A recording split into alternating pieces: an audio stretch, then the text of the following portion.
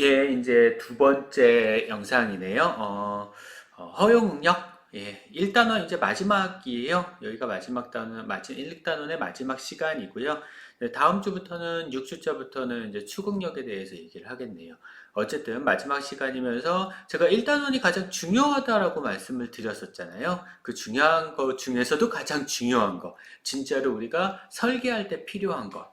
그러니까 진짜 그 재료역학이라는 거를 써먹어야 되는데 써먹을 때 필요한 거 허용 응력이라는 거 얘기를 할 겁니다. 그래서 허용 응력이고요.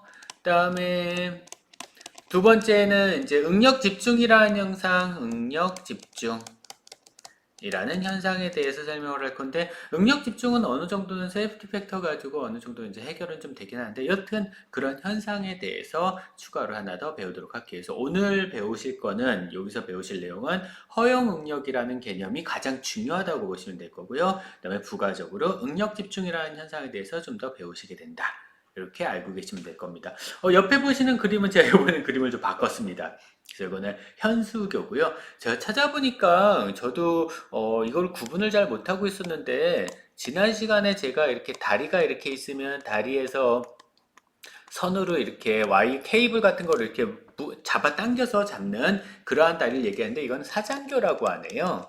현수교가 아니고 얘가 현수교입니다. 좀 다르죠? 현수교는 가운데 있는 메인 와이어가 있고 메인 케이블이 있고 그 케이블에서 이렇게 케이블들이 쭉 다시 또 내려오는 그러한 형태의 구조죠. 이거 설명하면서 말씀드렸죠? 인장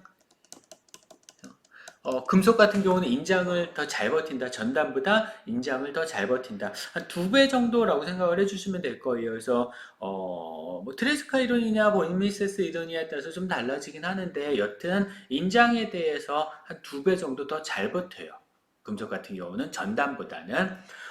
일반적으로는, 그러니까 이론적으로는 일반적이 아니라, 이론적으로는 인장하고 압축은 동일해야 됩니다. 근데 금속은 압축을 할 때 버클링이라는 게 생겨요. 그런 거 있잖아요. 캔 같은 거 있으면 위아래에서 누르면 이렇게 인장에서 압축해서 누르면은 중간에 찌그러지잖아요. 그런 찌그러진 것 같은 버클링이 발생을 합니다. 그래서 압축은 더 약해요.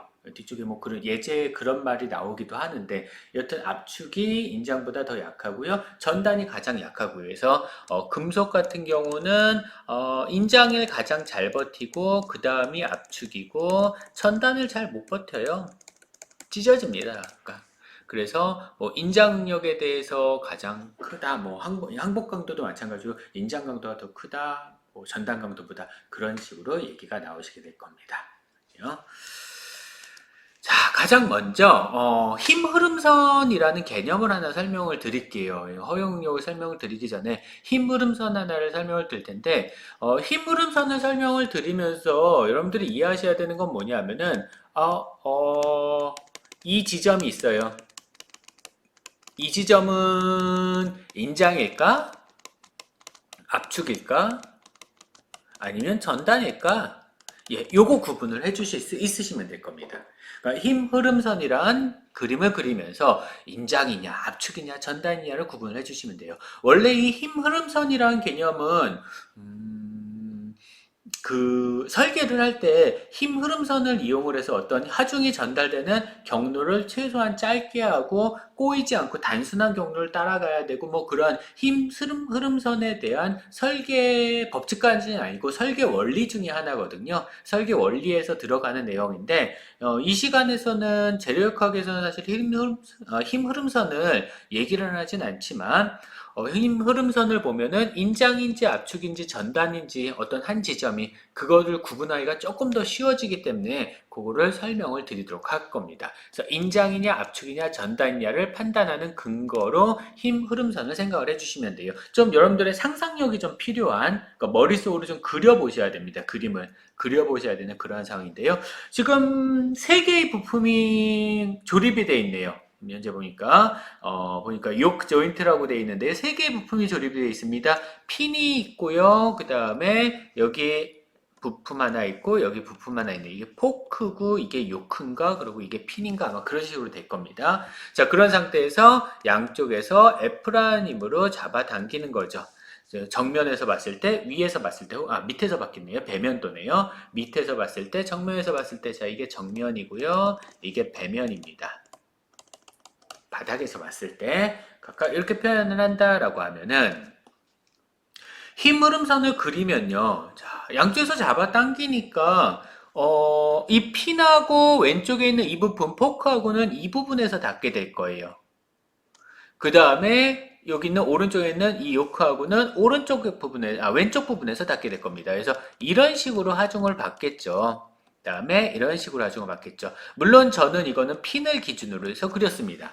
핀을 기준으로 해서 그렸다는 얘기예요. 그러면 핀을 기준으로 해서 이렇게 하중을 받으면은 핀이 아닌 이 부품이나 이 부품에 대해서는 하중을 반대로 받겠죠. 작용 반작용이니까. 자, 그래서 그림을 보시면 자, 핀에 대해서는 왼쪽에 있는 포크라고 해야 되나요? 포크인 것 같아요. 이게 포크 부품인데 포크 부품이 이런 식으로 하중을 가할 거고요. 그 다음에 얘가 요크 부품일 텐데 블레이드라고 돼 있던가? 블레이드인 것 같다. 예, 블레이드인 것 같네요. 이게 포크, 핀, 블레이드. 여기 써있구나.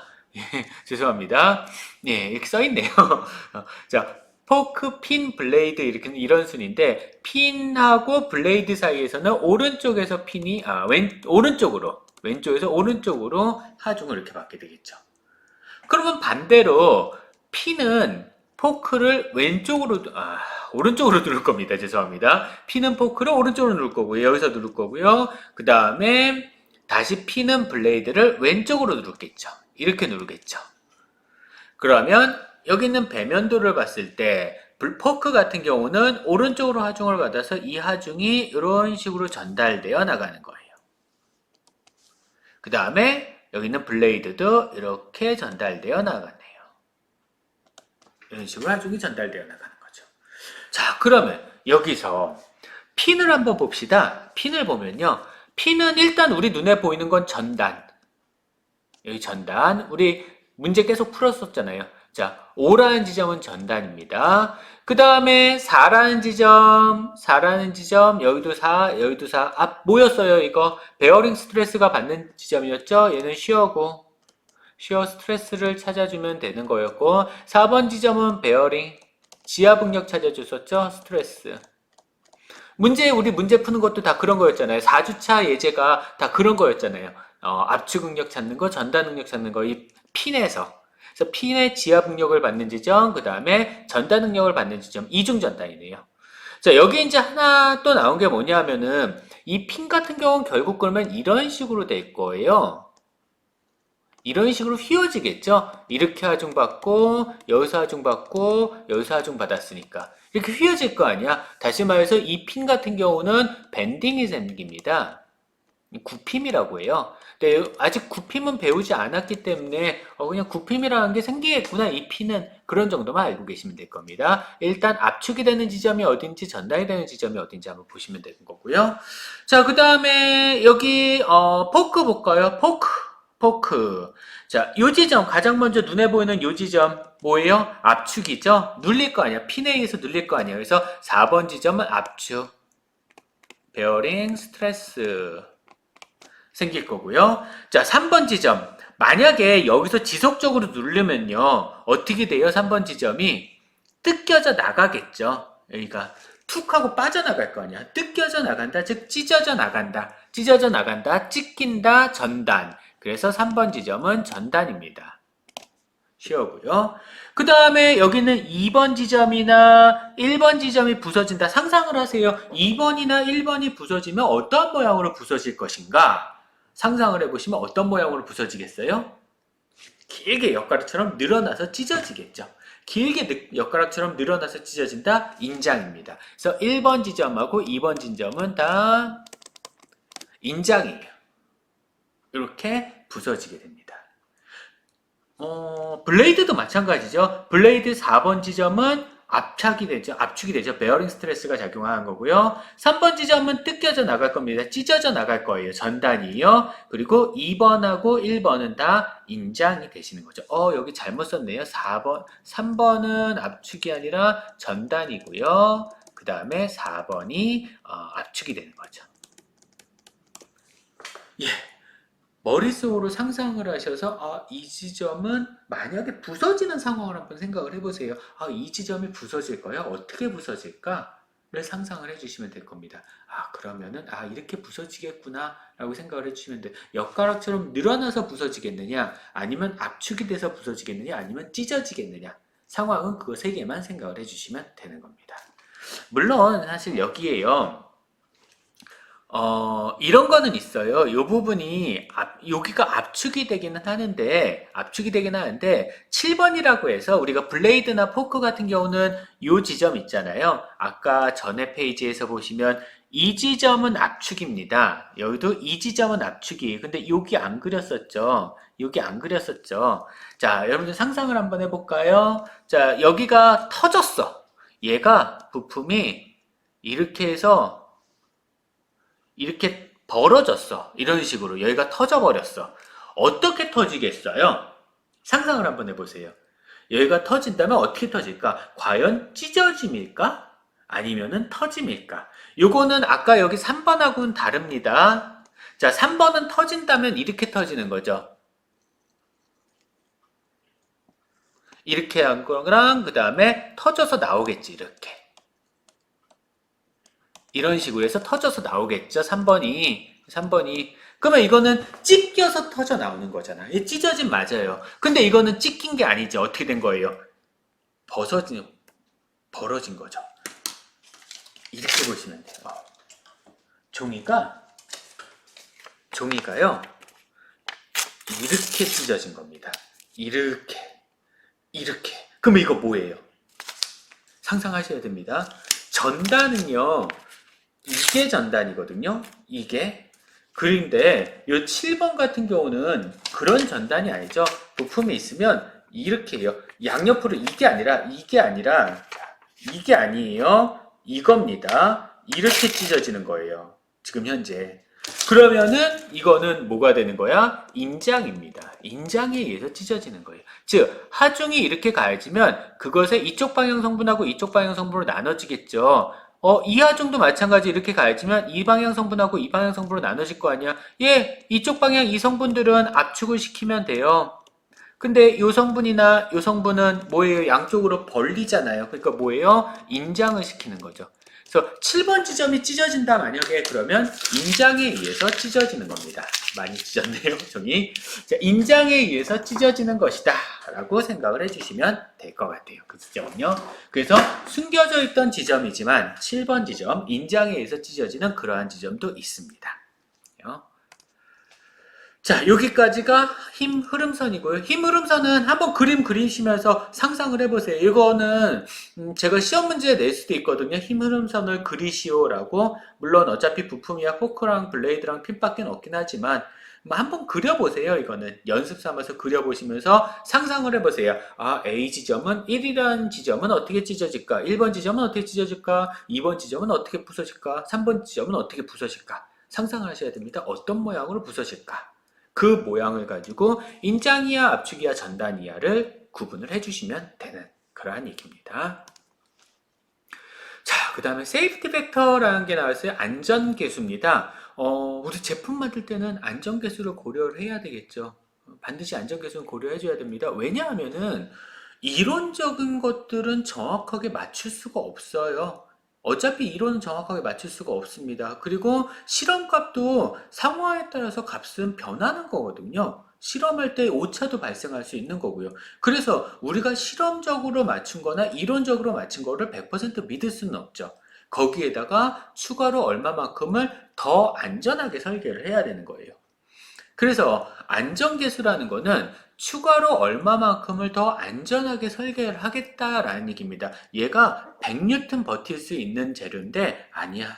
얘는 50N밖에 못 버틴다라고 생각하고 풀겠다는 얘기예요. 그러면 안전계수를 얼마를 줬다는 얘기야? 2를 줬다는 얘기입니다. 즉 안전계수는 요구되는 강도분의 실제 강도예요. 요구되는 강도분의 실제 강도입니다. 그러면 내가 만약에 요구되는 강도를 구하고 싶으면 실제 강도를 안전계수로 나눠줘야 돼요. 그러면 안전계수를 고려를 하게 되면 만약에 여러분들 이것만 생각하시면 돼요. 안전계수를 고려를 하게 되면은 어떻게 돼야 되냐? 자, 재료가 버틸 수 있는 한도, 버틸 수 있는 강도는 커져야 돼요, 낮아져야 돼요? 우리가 설계할 때 여러분들 머릿속으로 그렇게 상상을 하셔야 됩니다. 이해하셔야 되는 거 이거는. 자, 안전계수를 고려를 하겠다는 얘기는 더 튼튼하게 만들겠다는 얘기야. 더 튼튼하게 만들겠다는 얘기는 이 재료가 100만큼을 버티는 애인데 아니야. 얘는 50밖에 못 버텨. 그러니까 더 튼튼하게 만들어야 돼 라고 생각하고 더 튼튼하게 설계를 하겠다는 뜻이에요. 그러면 안전계수라는 거를 고려를 하게 되면 재료가 버틸 수 있는 강도는 더 크다고 생각하고 설계해야 되는 거야? 더 작다고 생각하고 설계해야 되는 거야? 더 작다고 생각하고 설계하셔야 되는 겁니다. 이렇게 되셔야 되는 거예요. 재료가 버틸 수 있는 강도는 원래 이 재료가 버틸 수 있는 강도가 있겠지만 이 재료가 버틸 수 있는 강도, 다시 말해서 뭐 항복 강도 아니면은 극한 강도겠죠. 이거는 더 작다고 생각하는 거예요. 그리고 설계를 하는 게 안전계수입니다. 자, 안전계수는 세이프티 팩터는 1보다 커요. 뭐 1보다 1로 주는 거는 의미가 없을 거고요. 세이프티 팩터는 안전계수는 1보다 커야 됩니다. 1보다 커야 되면은 이렇게 되는 거죠. 10까지도 안전계수를 주기도 해요. 뭐 엘리베이터 같은 경우는 뭐 10까지 주기도 하고 막 그렇습니다.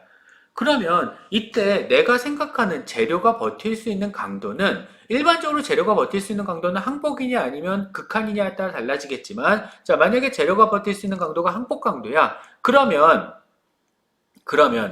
이때 내가 허용할 수 있는 강도를 시그마 A라고 할게요. 허용 강도를 시그마 A라고 합니다. 제가 자꾸 왜 강도라고 얘기해요? 응력인데 이거는 다들 자, 응력이라는 말하고 어떤 강도라는 말하고 그냥 사실은 다르지만 같다고 생각을 해주세요. 스트레스고요. 그 다음에 이러한 항복이나 극한에서는 항복 응력, 극한 응력이라고도 하지만 항복 강도, 극한 강도라고도 해요. 그래서 이 항복이나 극한이라는 지점에 대해서는 어떤 특정한 값을 갖는 응력에 대해서는 스트렝스라고도 합니다. 이렇게도 불러줘요. 그래서 강도라는 표현을 쓰셔도 무방하고요. 뭐 허용 응력은 혹은 허용 강도는 어떻게 돼야 되는 거야? 항복 강도보다 작아야 돼요? 커야 돼요? 재료가 버틸 수 있는 강도가 이거라고 했잖아요. 그거보다 더 작다고도 설계해야 되는 거니까 작다고 하고 설계를 해야 되는 거죠. 그러려면은 허용 응력은 항복 강도 혹은 극한 강도를 뭐로? 세이프티 팩터로 나눠주셔야 됩니다. 이렇게 해서 계산을 해주셔야죠. 왜? 세이프티 팩터가 1보다 크니까. 안전계수가 1보다 크니까 항복 강도나 극한 강도는 이 안전계수로 나눠서 더 작아져야 되는 거죠. 자, 기억하세요. 내가 계산을 했는데 항복 강도나 극한 강도보다 더 커졌어, 응력이. 허용 응력이. 잘못 계산하신 거죠. 더 작아지셔야 됩니다. 그래서 이런 형태로 계산을 해주시면 되는 거고요. 자, 일반적인 금속 부품은 탄성 한계 내에서만 변형을 허용을 합니다. 그래서 항복 강도를 최대 응력으로 판단을 해요. 즉, 우리가 스트레스 스트레인 커브를 그려주면은 이렇게 됐었잖아요. 그래서 파단된다. 그러면 여기가 항복 강도고, 그 다음에 여기가 극한 강도였었죠. 우리는 재료가 여기까지만 탄성이야. 항복 강도를 넘어가면은 소성으로 변해. 이런 얘기를 했었어요. 네, 그래서 뭐 지난 시간에 4주차 때 배웠던 내용이라든가 그런 것들이 이런 것들이죠. 자, 그렇게 얘기를 하는데 대부분의 금속 재료는요. 영구 변형, 여기서 영구 변형 발생을 하는 거잖아요. 스프링백이 있다고 하더라도 영구 변형이 있는 거죠. 대부분의 금속 재료는요. 영구 변형이 발생하면 모양이 일단 변한 거야. 그러면 그거는 어떤 그 부품의 역할을 하지 못한다고 생각을 합니다. 그래서 영구 변형이 발생을 하면 일단 망가졌다라고 보는 거죠. 그런 부품들이 대부분의 부품들이에요. 그래서 대부분의 그러한 부품들은 항복 강도를 최대 응력이라고 판단하니까 허용 응력은 만약에 인장이나 압축일 경우에는 이렇게 항복 강도, 항복 인장 능력을 가지고, 인장 강도를 가지고 세이프티 팩터로 나눠서 허용 능력을 계산해 주시면 되고요. 전단일 경우에는 이렇게 항복 전단 강도를 세이프티 팩터로 나눠서 허용 전단 능력을 계산해 주시면 되는 거예요. 예, 항복 능력이 확실하게 정의되지 않은 콘크리트나 플라스틱 같은 재료, 목재, 아니면은 취성재료 같은 경우도 마찬가지예요. 아니면 취성재료, 유리라든가 그런 것들. 그런 경우에는 항복 강도 대신 극한 강도를 적용을 합니다. 그래서 극한 강도를 세이프티 팩터로 나누거나 극한 전단 강도를 세이프티 팩터로 나눠서 허용 응력을 각각 계산을 해주시죠. 아니면은 파단만 되지 않으면 되는 금속 부품도 있을 수 있어요. 얘가 뭐 리벳 같은 경우가 보통 그렇게 되는데 리벳 체결을 했으면 어차피 이거 풀 생각 없거든요. 일단 리벳 체결을 딱 해버렸으면 모양이 변해도 돼요. 괜찮아요. 예, 부서지지만 않으면 되는 거야. 그런 부품들 같은 경우에도 극한 강도를 적용을 할 수가 있습니다. 이거는 전적으로 판단을 하셔야 되는 거죠.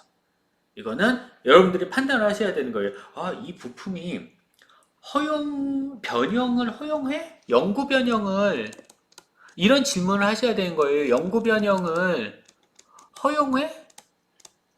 안 해? 예. 이거 질문을 던지셔야 되는 거죠. 그래서 영구 변형을 허용을 한다, 예스다 라고 하면은 괜찮다 라고 하면은 그러면은 예, 극한 강도로 세이프티 팩터를 나눠서 허용 응력을 계산해야 되는 거고요. 아니야, 안 돼. 노라고 하면은 그러면 얘는 극한 강도가 아니라 항복 강도로 세이프티 팩터를 해야 됩니다. 아니면은 뭐 콘크리트나 금속이 아닌 뭐 비금속, 그냥 비금속으로 합치자. 자, 비금속이다. 만약에 비금속이다라는 경우도 극한으로 해야 되는, 죄송합니다. 비금속인 경우도 극한으로 해야 되는 거고요. 지우개. 이렇게 해서 나와주셔야 되겠네요. 그 각각 소성 변형을 허용되지 않으면 이렇게 계산해 주셔야 된다라는 얘기입니다. 허용 응력은요, 제가 항상 허용 응력은 계산하게 시켜요. 저는 여러분들한테 시험 문제를 내거나 그럴 때 허용 응력을 주지 않습니다. 항상 얘를 주건 얘를 주건 얘를 주건 얘를 줘요. 어쨌든 어쩔 경우에는 얘도 안 줍니다. 근데 그냥 대부분은 주기는 하죠. 만약에 여러분들도 마찬가지예요. 여러분들도 어떤 설계를 한다라고 했을 때 그 재료에 대한, 그러니까 그 금속에 대한 혹은 어떤 그 플라스틱이라든가 그 재료에 대한 항복 강도나 극한 강도를 주지, 극한 강도를 찾을 수 있지 허용력은 찾을 수가 없어요. 왜 허용력을 찾을 수 없냐 하면 세이프티 팩터라는 거는 설계하는 사람 마음이거든. 이거는 설계자 마음이에요. 물론 일반적으로 최소한의 세이프티 팩터는 주어져 있습니다. 그거는 뭐 KS 규격이라는 거 그런 거에 이거는 최소한 안전계수 얼마 이상은 줘야 돼 라는 건 정해져 있지만 사람의 마음이 얘는 안전계수를 5를 줘야 돼. 근데 사람들이 5 정도 주면은 요 정도 듣겠는데 이거 불안해. 왠지 불안해. 그래서 나는 10을 줄래. 괜찮아요. 그렇게 줘도 돼요. 물론 비싸지겠지. 비싸져도 그만큼 더 그 사람한테 뭐 무언가 또 다른 이득이 있다면, 물론 비싸지는 게 안 좋은 거긴 하지만 어쨌든 간에 이걸 조금 돈을 조금 더 써서 뭔가 추가적인 어떤 다른 더 큰 이득이 있다면 당연히 세이프티 팩터는 더 높일 수는 있는 거라고요. 그래서 세이프티 팩터는 최소한은 KS 규격 같은 데 정해져 있지만 뭐 엘리베이터면 얼마 이상 돼야 되고 자동차는 얼마 이상 돼야 되고 그런 정도로 정해져 있지만 그것보다 더 주는 거는 설계자의 마음이다. 경제성까지 고려를 해서 설계자의 마음인 아주 주관적인 개념이 들어간 거다 보니까 허용 응력을 지정을 해준다라는 것은 넌센스죠. 말이 안 맞는 거죠. 그래서 모든 테이블 같은데 무슨 표라든가 아니면은 그러한 사전 같은데 금속 사전이라든가 그런 데서는 어떤 재질이 주어져 있으면 항복 강도나 전단 항복 강도나 아니면 극한 강도는 주어집니다. 항복 강도나 극한 강도는 주어지는데 여기에 세이프티 팩터는 설계자가 주관적으로 판단을 해서 경험이든 아니면 경제성을 고려를 하든 어쨌든 간에 합리적으로 판단을 해서 허용 응력의 표현이 되는 거예요. 그러다 보니 시험 문제를 제가 낼 때도 아니면 여러분들이 오늘 이제 숙제가 나갈 텐데 어떤 문제를 만든다고 하더라도 항복 강도나 극한 강도는 주어질 수 있지만 안전계수는 여러분들이 임의대로 정해 주셔야 됩니다. 일반적으로 볼트류들 같은 경우 안전계수가 한 2에서 뭐 1.5에서 2.5 사이 뭐 그 정도? 그 정도면 볼트류는 그 정도면 좀 대략 충분하다라고 보시면 될 거고요. 핀 같은 경우도 한 2에서 3 정도 그 정도면 충분하죠. 보통 사람 목숨 걸려져 있는 거 아닌 거 있잖아요. 뭐 엘리베이터처럼 한 번 떨어지면 당연히 요즘에 떨어질 일도 없지만 한 번 떨어지면 큰일 나는 거. 걔네들은 한 5, 6, 7 뭐 그 정도 10 넘어가는 것도 있고 그렇게 되기도 합니다. 예, 이게 안전계수예요. 자, 우리 예제를 한번 풀어보도록 할게요. 예제가 좀 되게 긴데요. 어, 공장에서 중장비를 지지하기 위한 수직 행거입니다. 예, 이게 행거인 것 같아요. 행거네요. 예, 그럼 행거라고 써있네요. 행거를 잡기 위해서 클립 앵글이 양쪽에서 이렇게 잡고 있어요. 클립 앵글이 잡고 있고요. 가운데 볼트 3번이 핀처럼 이렇게 돼 있네요. 볼트 3번에는 와셔가 박혀져 있고요. 뭐 당연히 볼트 1번하고 볼트 2번도 와셔가 박혀져 있고요. 자, 두 개의 클립 앵글은 상부의 지지대의 지름이 12mm인 볼트 1하고 2, 자, 예, 지름 12mm인 볼트로 연결되어 있고요. 되게 좋죠. 한글로 써 있어서 문제가. 자, 각각의 볼트는 지름이 28mm인 와셔와 함께 있다. 예, 지름 이거 28mm인 와셔랍니다. 나 있다라고 했고요. 자, 행거의 주요부 지름, 예, 지름 D가 25mm라고 돼 있고요. 지름 D는, 단일 볼트, 죄송합니다. 예, 행거의 중심부는 이 단일 볼트, 25mm인 단일 볼트라고 돼 있고요. 자, 행거의 너비는 38mm, 두께는 13mm, 자, 38mm에 13mm 행거고요. 물론 요 B 부분은 좀 더 두껍습니다. 75mm네요. 자, 볼트 이음부 행거 너비는 75mm로 확대된다 라고 했습니다. 다음 고려 사항을 기준으로 해서 행거에 작용하는 인장하중 P의 허용치를 계산하여라. 자, 얘의 허용치 PA가 얼마냐라고 물어봤습니다. 다만 A, B, C, D, E, F, G까지의 값을 고려를 해서 보니까 A, B, C, D, E, F, G에 각각 뭐가 주어져 있냐면 허용능력이 주어져 있네요. 허용능력, 허용지하급력, 허용력. 자, 이게 각각 주어져 있습니다. 그래서 이거를 고려를 해서 이제 값을 찾으시라는 얘기겠죠. 뭐 첫 번째 거 한번 보면 A번에 행거 주요부의 허용 인장 능력은 즉 행거가 요게 행거인데요. 행거 주요부의 허용 인장 능력은 110메가파스칼이다라고 했습니다. 요 문제는 여기다 한번 잠깐 그려볼게요. 칠판으로 넘어가기 전에. 자, 행거가 이렇게 있을 텐데 단면이 좀 잘라지죠. P라는 하중을 받고 그 다음에 여기서 핀으로 볼트죠. 여기서는 볼트 3번부터 하중을 받으면 하중 전달 경로가 이렇게 될 겁니다. 이렇게요. 그러면 여기서 인장이 발생한 지점은 요 지점, 요 지점 인장이었죠. 그리고 요 지점 인장. 물론 여기가 찢어질 수도 있겠지만 뭐 저희가 찢어질 확률보다는 여기 아니면은 여기가 찢어질 확률이 더 크겠죠. 그러면 요 지점에서의 응력이나 요 지점에서의 응력이 허용 응력이 각각 얼마다? 110메가파스칼이라는 얘기예요. 그랬을 때 P 허용 요거 얼마냐라고 물어보는 겁니다. 그런 형태로 물어보는 거죠. 문제에서는. 단 행거의 폭이 얼마였을 때? 두께가 13mm였을 때. 자, 그러면 허용 능력이라는 거는 어차피 주어졌잖아요. 사실 이거는 뭐 세이프티 팩터를 이용을 해서 항복 강도 가지고 계산해야 되는데 그래서 이게 110메가파스칼이라고 나왔으니까 필요 없고요. 자, 재료가 받는 응력은 허용 응력보다 재료가 받는 응력은 허용 응력보다 작거나 죄송합니다. 다시 쓸게요. 재료가 받게 되는 응력은 허용 응력보다 작거나 같게 설계돼야 돼요. 작게 설계되는 게 맞겠죠? 이거는 면적분의 힘입니다. 그래서 허용하중을 이렇게 계산해 주시는 거죠. 다만 면적은 요 면적, 이 면적, 혹은 여기에 이 면적 찾아주시면 되는 거고요. 두께는 똑같으니까 길이를 보시면은 되겠네요. 보니까 여기서부터 여기까지가 75. 칠판으로 그냥 넘어갑시다. 이거는요. 자, 보시면은 행거가 이렇게 있을 때 하중 P 작용하고요. 여기서 P만큼 작용을 하네요. 자, 그랬을 때 사이즈를 보면요. 이게 75예요.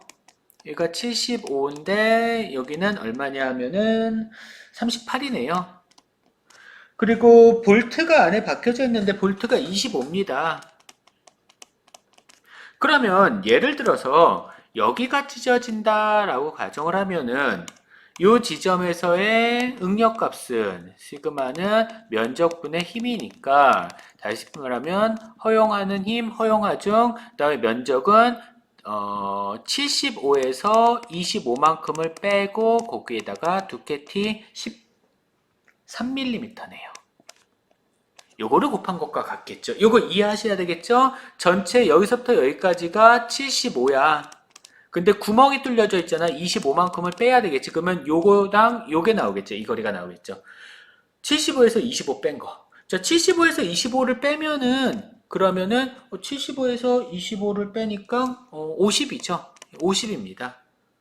자, 그 다음에 만약에 여기가 찢어졌어요. 자, 여기가 찢어졌어요. 여기가 찢어진다면 허용 응력은 마찬가지로 면적분의 힘이니까 폭이 38에다가 두께 13을 허용 응력이에요.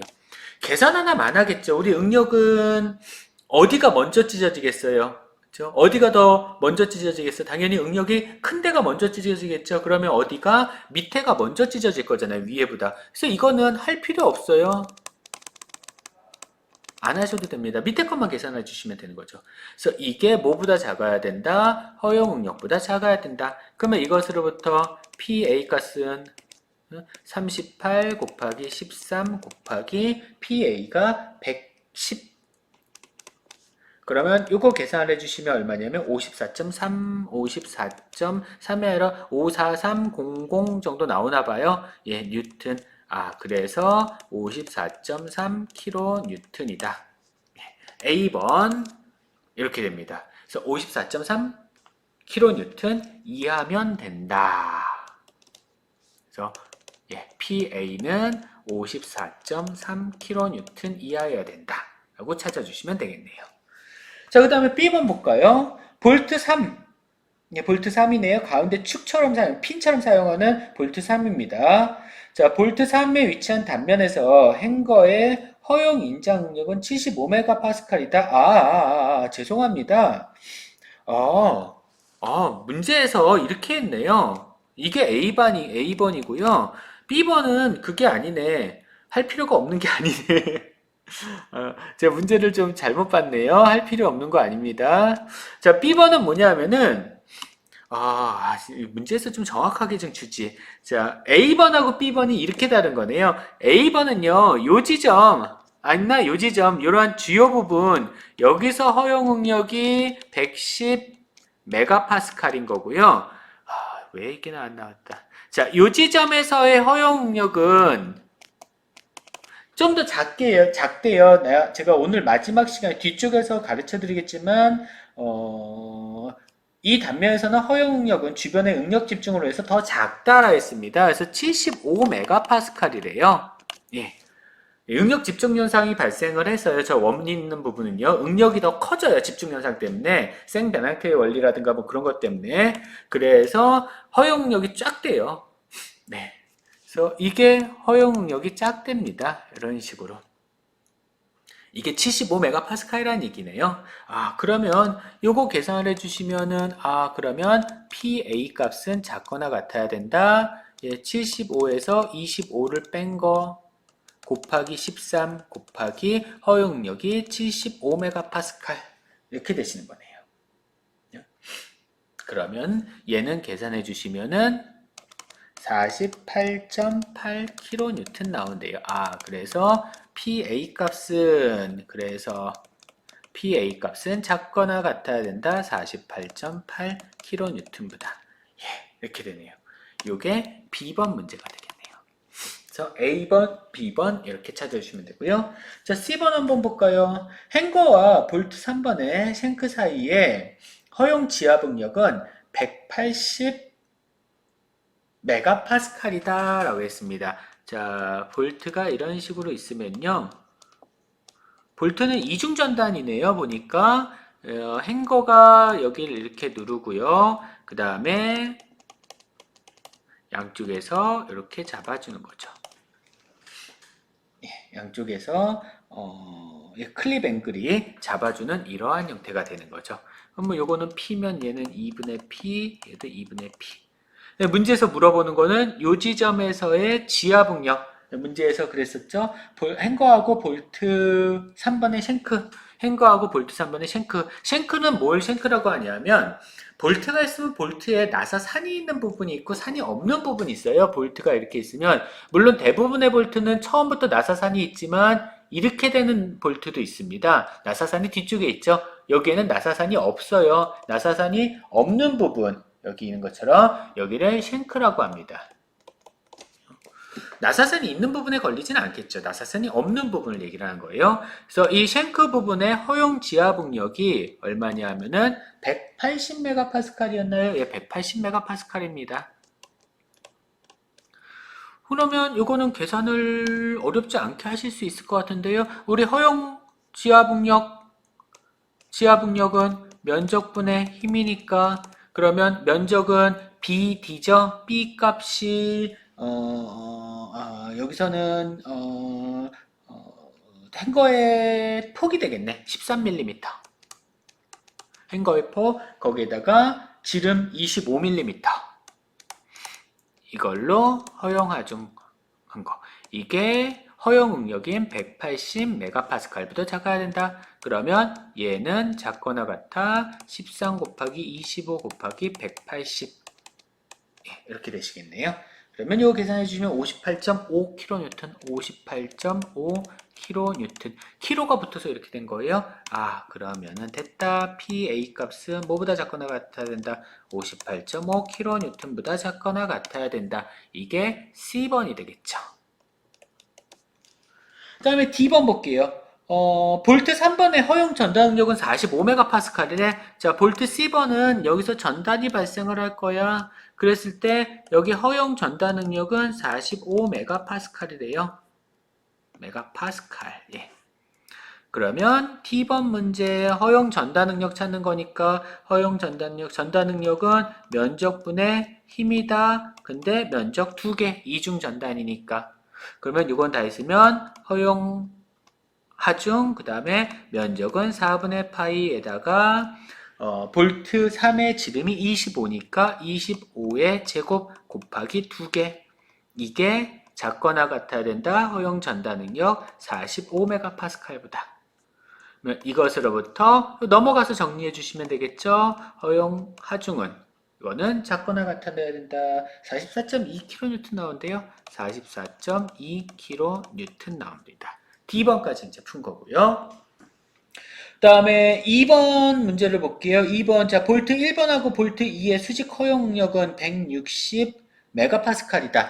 자, 볼트가 하나의 칠판에다 다 알려니까. 자, 볼트 A하고 B는 이렇게 위로 향해서 달려져 있을 거예요. 자, 볼트 하나당 하중 2분의 P씩 담당을 하겠죠. 2분의 P씩 담당을 할 거 아니에요. 그럼 2분의 P씩 담당했죠. 두 개니까, 볼트가 두 개니까. 2분의 P씩 담당을 하니까 이것으로부터 얘가 받는 허용 응력이 문제에서 얼마나 했냐면은 160메가파스칼이래요. 자, 여기 찢어진다. 허용 응력이 160메가파스칼이다. 라고 했습니다. 그러면 응력은 인장이니까 면적분의 힘이다.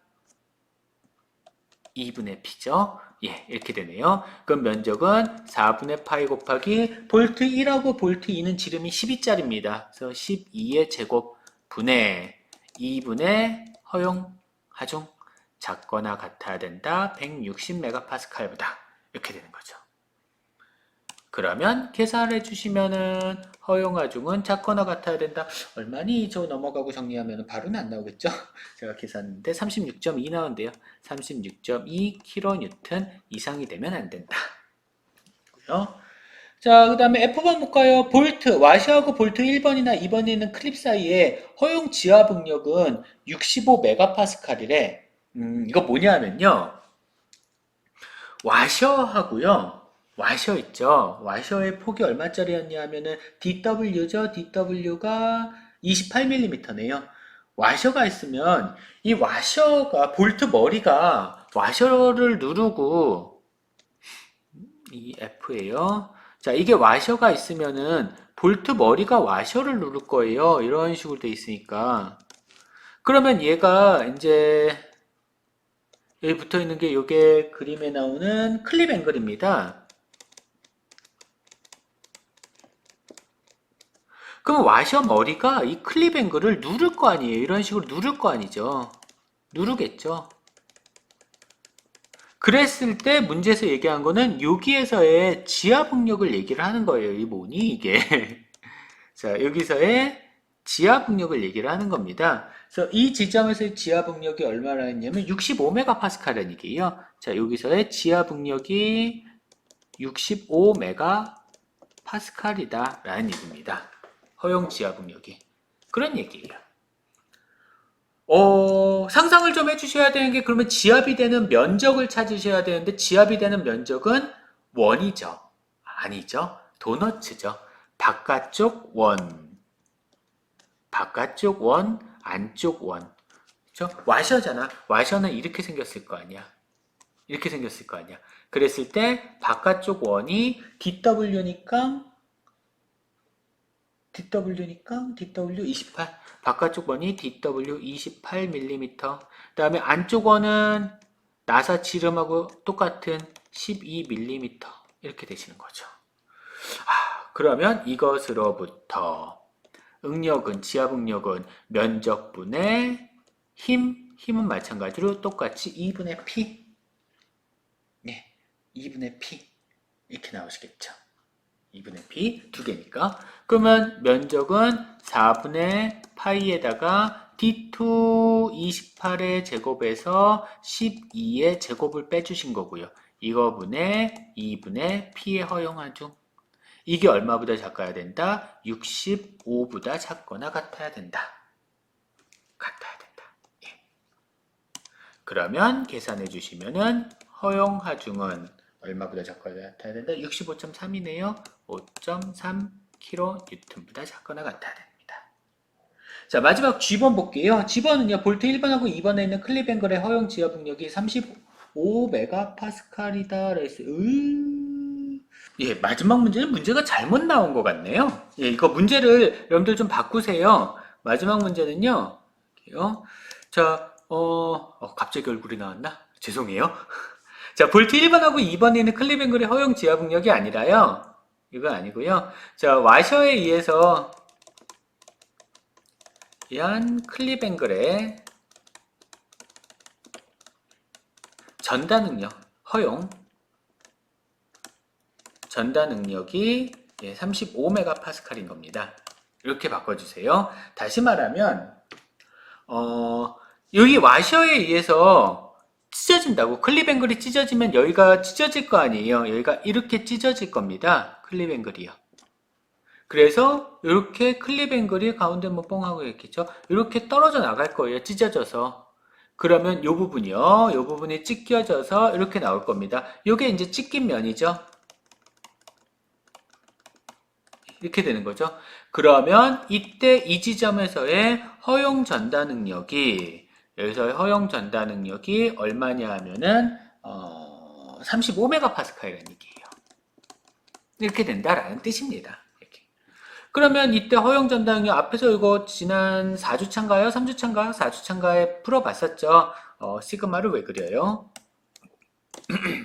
자, 전단 능력은 얘 같은 경우는 클립 앵글의 두께가 9.5mm라고 주어졌네요. 클립 앵글의 두께 9.5mm. 그래서 클립 앵글의 두께 9.5mm 곱하기 원의 둘레 길이 파이 곱하기 d 둘레 길이가 dw가 28. 예, 28. 그거분의 2분의 p 이렇게 되시겠네요. 얘가 뭐보다 작거나 같아? 35보다 작거나 같다. 이런 식으로 답이 나와주셔야 되겠죠. 이렇게 계산해 주시면 58.5 나오네요. 그러면 허용 하중은 58.5kN보다 작거나 같아야 된다. 이렇게 됩니다.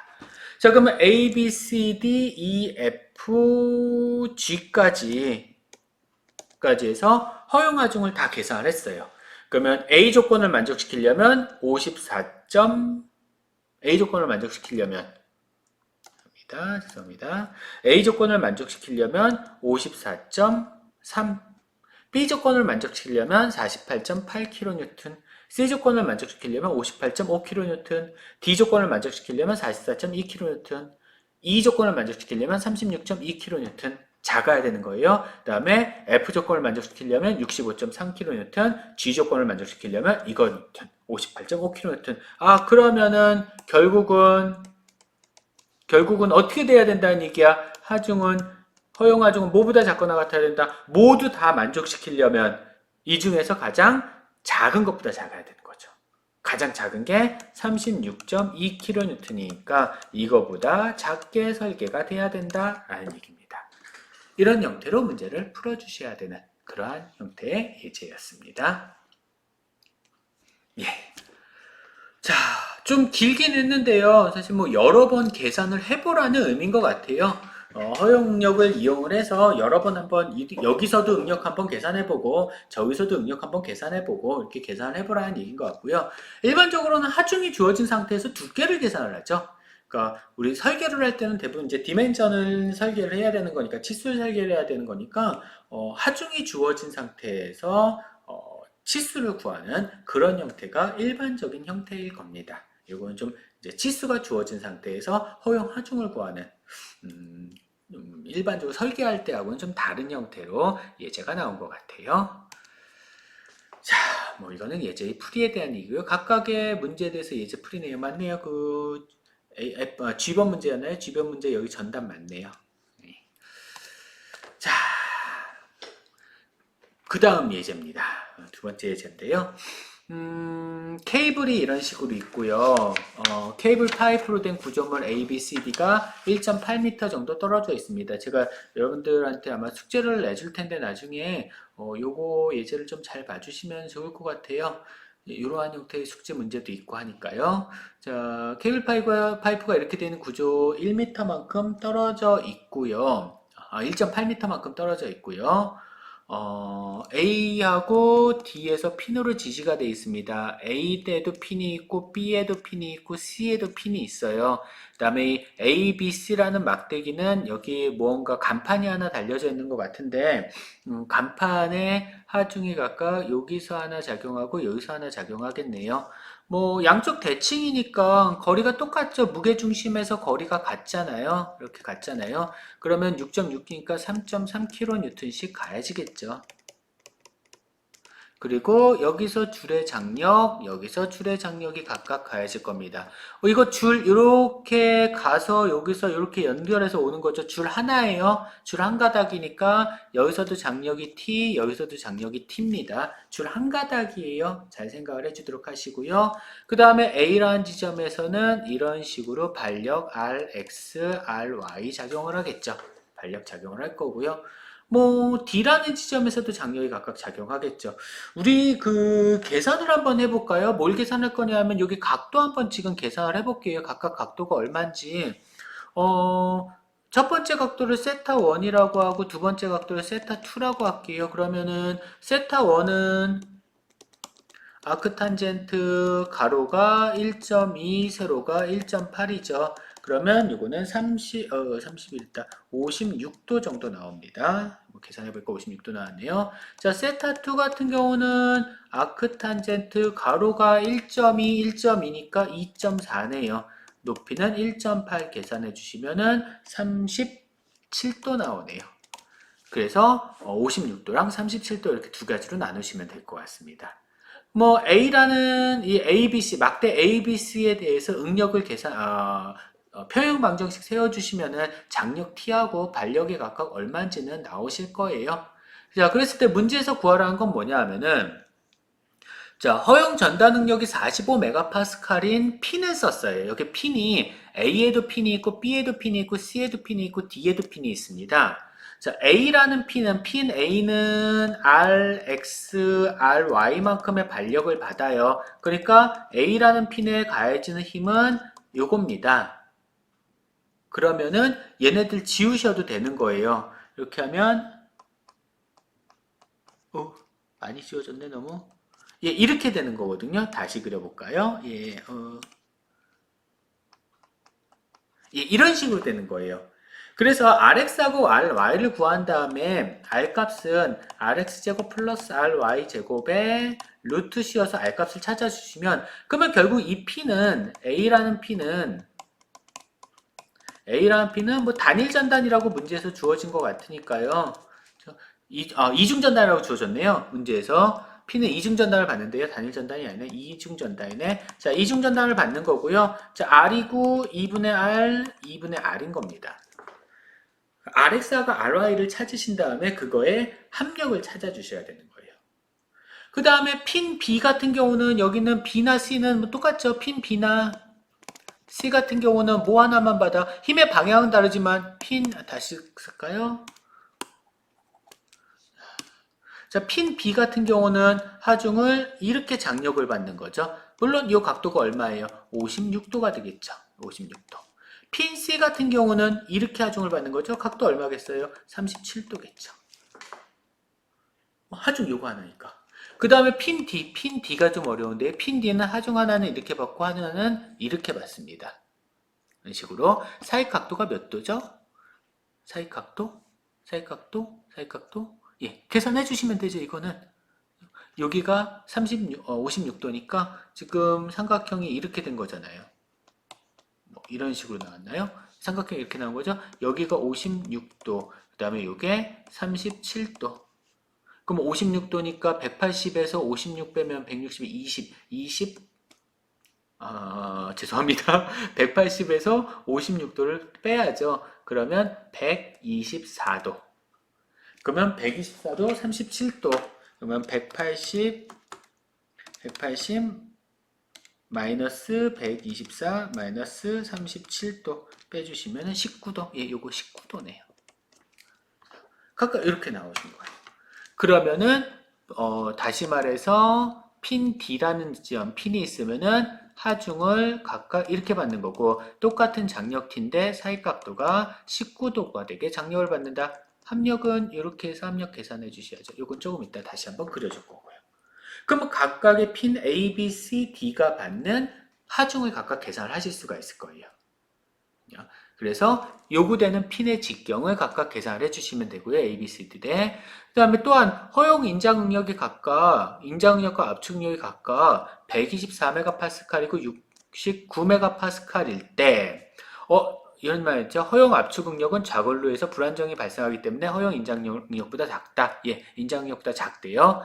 봉 A, B, C. 자, 봉 A는 인장일까요? 압축일까요? 예, 좀 이따 그림 보시면 이해하실 겁니다. 그 다음에 요 케이블에 허용되는 단면적을 각각 구하여라 라는 얘기입니다.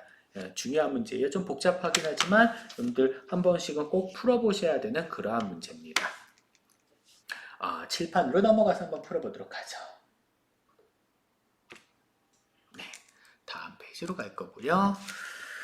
자, 일단은 가장 먼저 해야 되는 거는 당연히 자유물체도 그려서 장력하고 반력이 각각 얼마인지부터 찾아줘야 되겠죠. 자, 그래서 봉 ABCD를 그리겠습니다. 봉 ABCD에 자, 여기 각각 두 군데 하중이 가해지죠. 여기에 3.3kN, 여기도 3.3kN. 자, 그 다음에 여기쯤에 장력이 이렇게 두 개로 나눠지겠죠? 끝에도 마찬가지로 장력이 두 개로 나눠질 거예요. 이렇게. 그래서 얘는 T의 사인 50, 몇 도였지? 각도가 6도였네. 56도. 얘는 T의 코사인 56도. 얘는 T의 사인 37도. 이거는 T의 코사인 37도. 그리고 반력 RX, RY. 이렇게만 되면 되겠네요. 그러면 봉 ABCD는 뭐예요? 인장이에요? 압축이에요? 좀 이따 답은 드리도록 하죠. 자, 요 거리가 문제에서 0.45m? 0.45m 주어졌고요.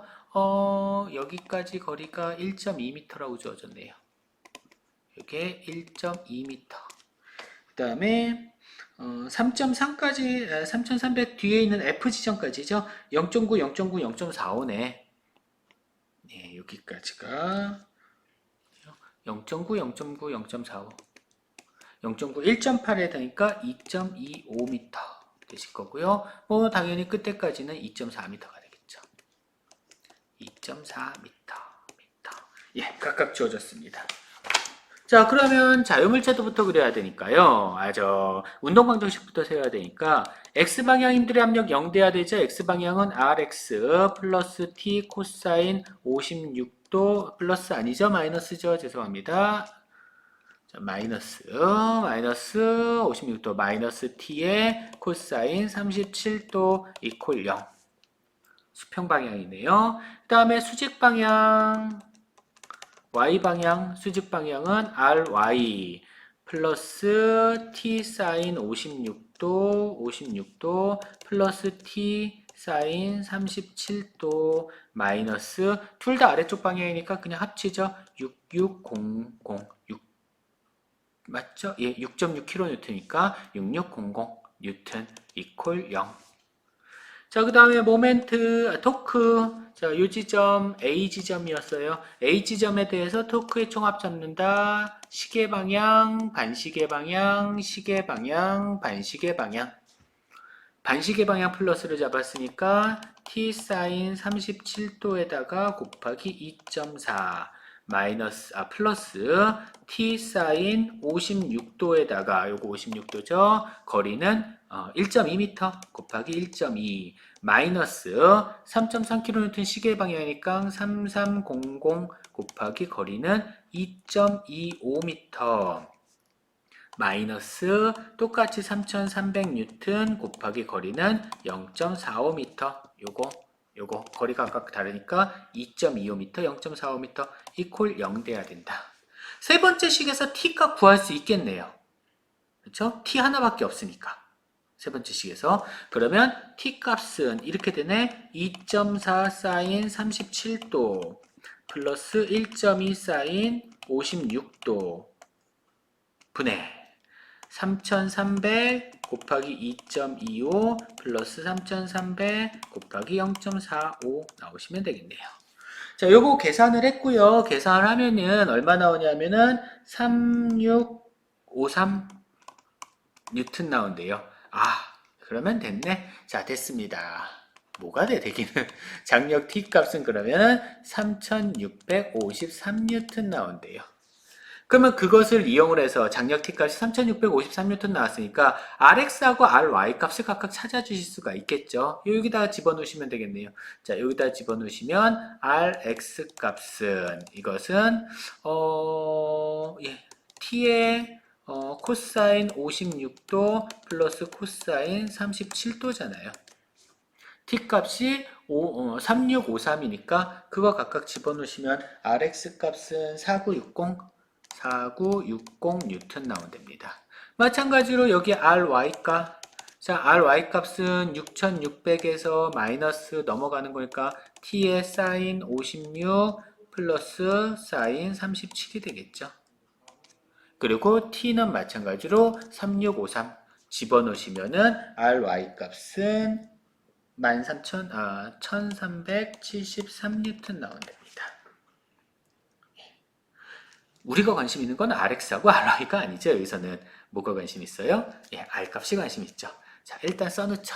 자, 그러면 RX 값은 4960 뉴턴, RY 값은 1373 뉴턴. 그러면 요거 두 개 합쳐서 R 값은 루트의 RX의 제곱 플러스 RY의 제곱이다. 그렇죠? 계산해 주시면 5146, 5146 뉴턴. 구하려는 거 다 찾았네요. 있습니다. 그러면 이제 하중은 다 찾은 거예요. 하중을 다 찾았으면은 이제 문제에서 구하라는 거 A, B, C, D, 핀 A, B, C, D의 직경 각각 얼마가 돼야 되냐? 자, 일단 핀 A부터 보자. 자, 핀 A는 아까 얘기한 대로 RX, RY 이렇게 작용합니다. 그래서 요거 두 개의 합력 R이 작용하죠. 예. 응력은 방향이 인장이냐 압축이냐 밖에 없지, 힘의 방향은 생각하실 필요가 없어요. 생각하실 필요가 없습니다. 힘의 방향은. 그냥 얘가 5146 뉴턴이니까, 그러면 핀 A가 이렇게 있으면 머리는 뺄게요. 다시 말해서, 어느 방향에서 갔든지 간에, 어쨌든 간, 이렇게 하중받고, 이렇게 하중받았다는 얘기잖아요. 그러면 여기가 이중전단이 발생을 합니다. 문제에서 이중전단이라고 얘기를 했죠. 자, 그러면 이때 필요한 핀의 직경 얼마냐라고 물어본 거죠. DA라고 할게요. 핀의 직경. 자, 응력은, 문제에서 허용 응력이 주어졌죠. 45메가파스칼. 자, 허용 응력은 45메가파스칼이라고 주어졌습니다. 자, 그러면 응력은, 이거는 면적분의 힘, 이렇게 되겠네. 면적 이중전단이니까 두 개 들어가야죠. 작거나 같아야 된다. 허용 응력보다. 이렇게 작거나 같아야 된다. 그러면 이것으로부터 자리 바꾸면 되죠. 다시 그냥 쓸게요. 자, 면적은 4분의 파이 dA, 핀 A의 제곱 곱하기 2분의 R. 이게 얼마? 타우 A보다 작거나 같아야 된다. 자, 그러면 dA 값은요, 이렇게 나오겠죠. 얘 지워지면 2 남고요. 위로 올라가면은 타우 A 곱하기 파이 분의 2R입니다. 이거에 루트 씌운 것보다 크거나 같아야 된다라는 식이 나와요. 이 식을 만들어 주시면 조금 편하죠. 그러면은 됐네. 자, 그러면 dA 값은 크거나 같아야 된다. 45메가파스칼 곱하기 파이, 그 다음에 2 곱하기 A가 5146 받는 힘이. 그러면 dA 값은 얼마나 나냐면 8.5mm 나오네요. 8.5mm 이상이 돼야 됩니다. 자, B하고 C는 똑같죠. 핀, B, 아니면은 C. 똑같이 뭐만 받아요? 장력만 받잖아요. 힘의 방향만 다를 뿐이지 장력 하나만 받잖아요. 그러면 이때 핀 B 혹은 C, 핀 B 혹은 C는 크거나 같으면 된다. 이 식 똑같이 사용하시면 됩니다. 다만 요 R이 힘이잖아요. 요거 대신 뭐 집어넣으면 돼요? 장력 T 집어넣으면 되는 거잖아요. 식은 똑같이 사용하셔도 무방한 거예요. 어차피 요 힘 그대로 나온 거니까. 그래서 얘는 루트에 이렇게 되는 거죠. 타우 A 허용 응력, 허용 전단 응력 파이, 그다음에 2 곱하기 장력 T. 힘 대신에 장력 T. 예. 요 계산해 주시면은 7.2mm 나온대요. 그래서 DA는 8.5mm 이상 돼야 되는 거고요. B랑 C는 7.2mm 이상 돼야 됩니다. 아직 D를 안 구했죠? D는 한번 옆에 다음 페이지 넘어가서 구해볼게요. 자, D는 어떻게 되는 거냐면, 자, 지금 D라는 지점이 있으면요, 장력이 하나는 이렇게 가해지고 하나는 이렇게 가해지는 거거든요. 물론 장력의 크기는 똑같아요. 장력의 크기가 계산한 게 3653N이니까 3653N입니다. 이거는 똑같은데 사이 각도가 몇 도가 됐냐면요. 56도, 37도 그 사이였죠. 19도였죠. 그래서 사이 각도가 19도예요. 그러면 얘네들 합벡터가 이렇게 되거든요. 그래서 합력이 이게 합력입니다. 이게 합력이에요. F예요. 그러려면 핀 D 같은 경우는 핀 D죠. 얘는 크거나 같아야 된다. 루트 이거 곱하기 파이 분의 합력에다가 2를 곱한 거거든요. 앞에 식하고 똑같이 하면 합력을 구하면 되는 거야. 그럼 저 합력은 어떻게 구하면 되냐? 자, 참고로 한 가지 알려드리는 건데요. 우리 코사인 제2법칙 혹시 배우셨는지 모르겠어요. 코사인 제2법칙이 이거였었죠. 자, A, B, C 사이각이 A다라고 하면은 얘랑 마주보는 각도예요. A다라고 하면은 자, A 제곱은 B 제곱 플러스 C 제곱 마이너스 2BC B제곱 C제곱 마이너스 2BC의 코사인 A입니다. 사이각도 곱해주시면 되거든요. 그러면 지금 이 문제에서 우리가 요거를 똑같이 이렇게 해주시면 돼요. 이게 F1이라는 벡터고 이게 F2라는 벡터예요. 그러면 합벡터가 이렇게 나옵니다. 그러면 그랬을 때 얘가 F2 벡터면요. 요것도 F2거든요. 이것도 F2예요. 맞죠? 그 다음에 요 각도가 19도입니다. 19도예요. 그러면 요 각도가 얼마인지 나오겠죠? 19도니까 180에서 19도 빼면은 151도네요. 151도죠. 그러면 요거 가지고 이것과 구할 수 있겠죠. 다시 말해서 얘는 자 이렇게 되는 겁니다. 이걸 F라고 하면은 자 F1도 T고 F2도 T잖아요. 그렇죠? 그러면 삼각형 제2 코사인 법칙 이용을 하면 되죠. 그러면 t제곱 플러스 t제곱 마이너스 2t 곱하기 t에다가 코사인 사이각도 151도 루트 물론 플러스로 변하겠죠. 저거는 자, 이렇게 나오시면 됩니다.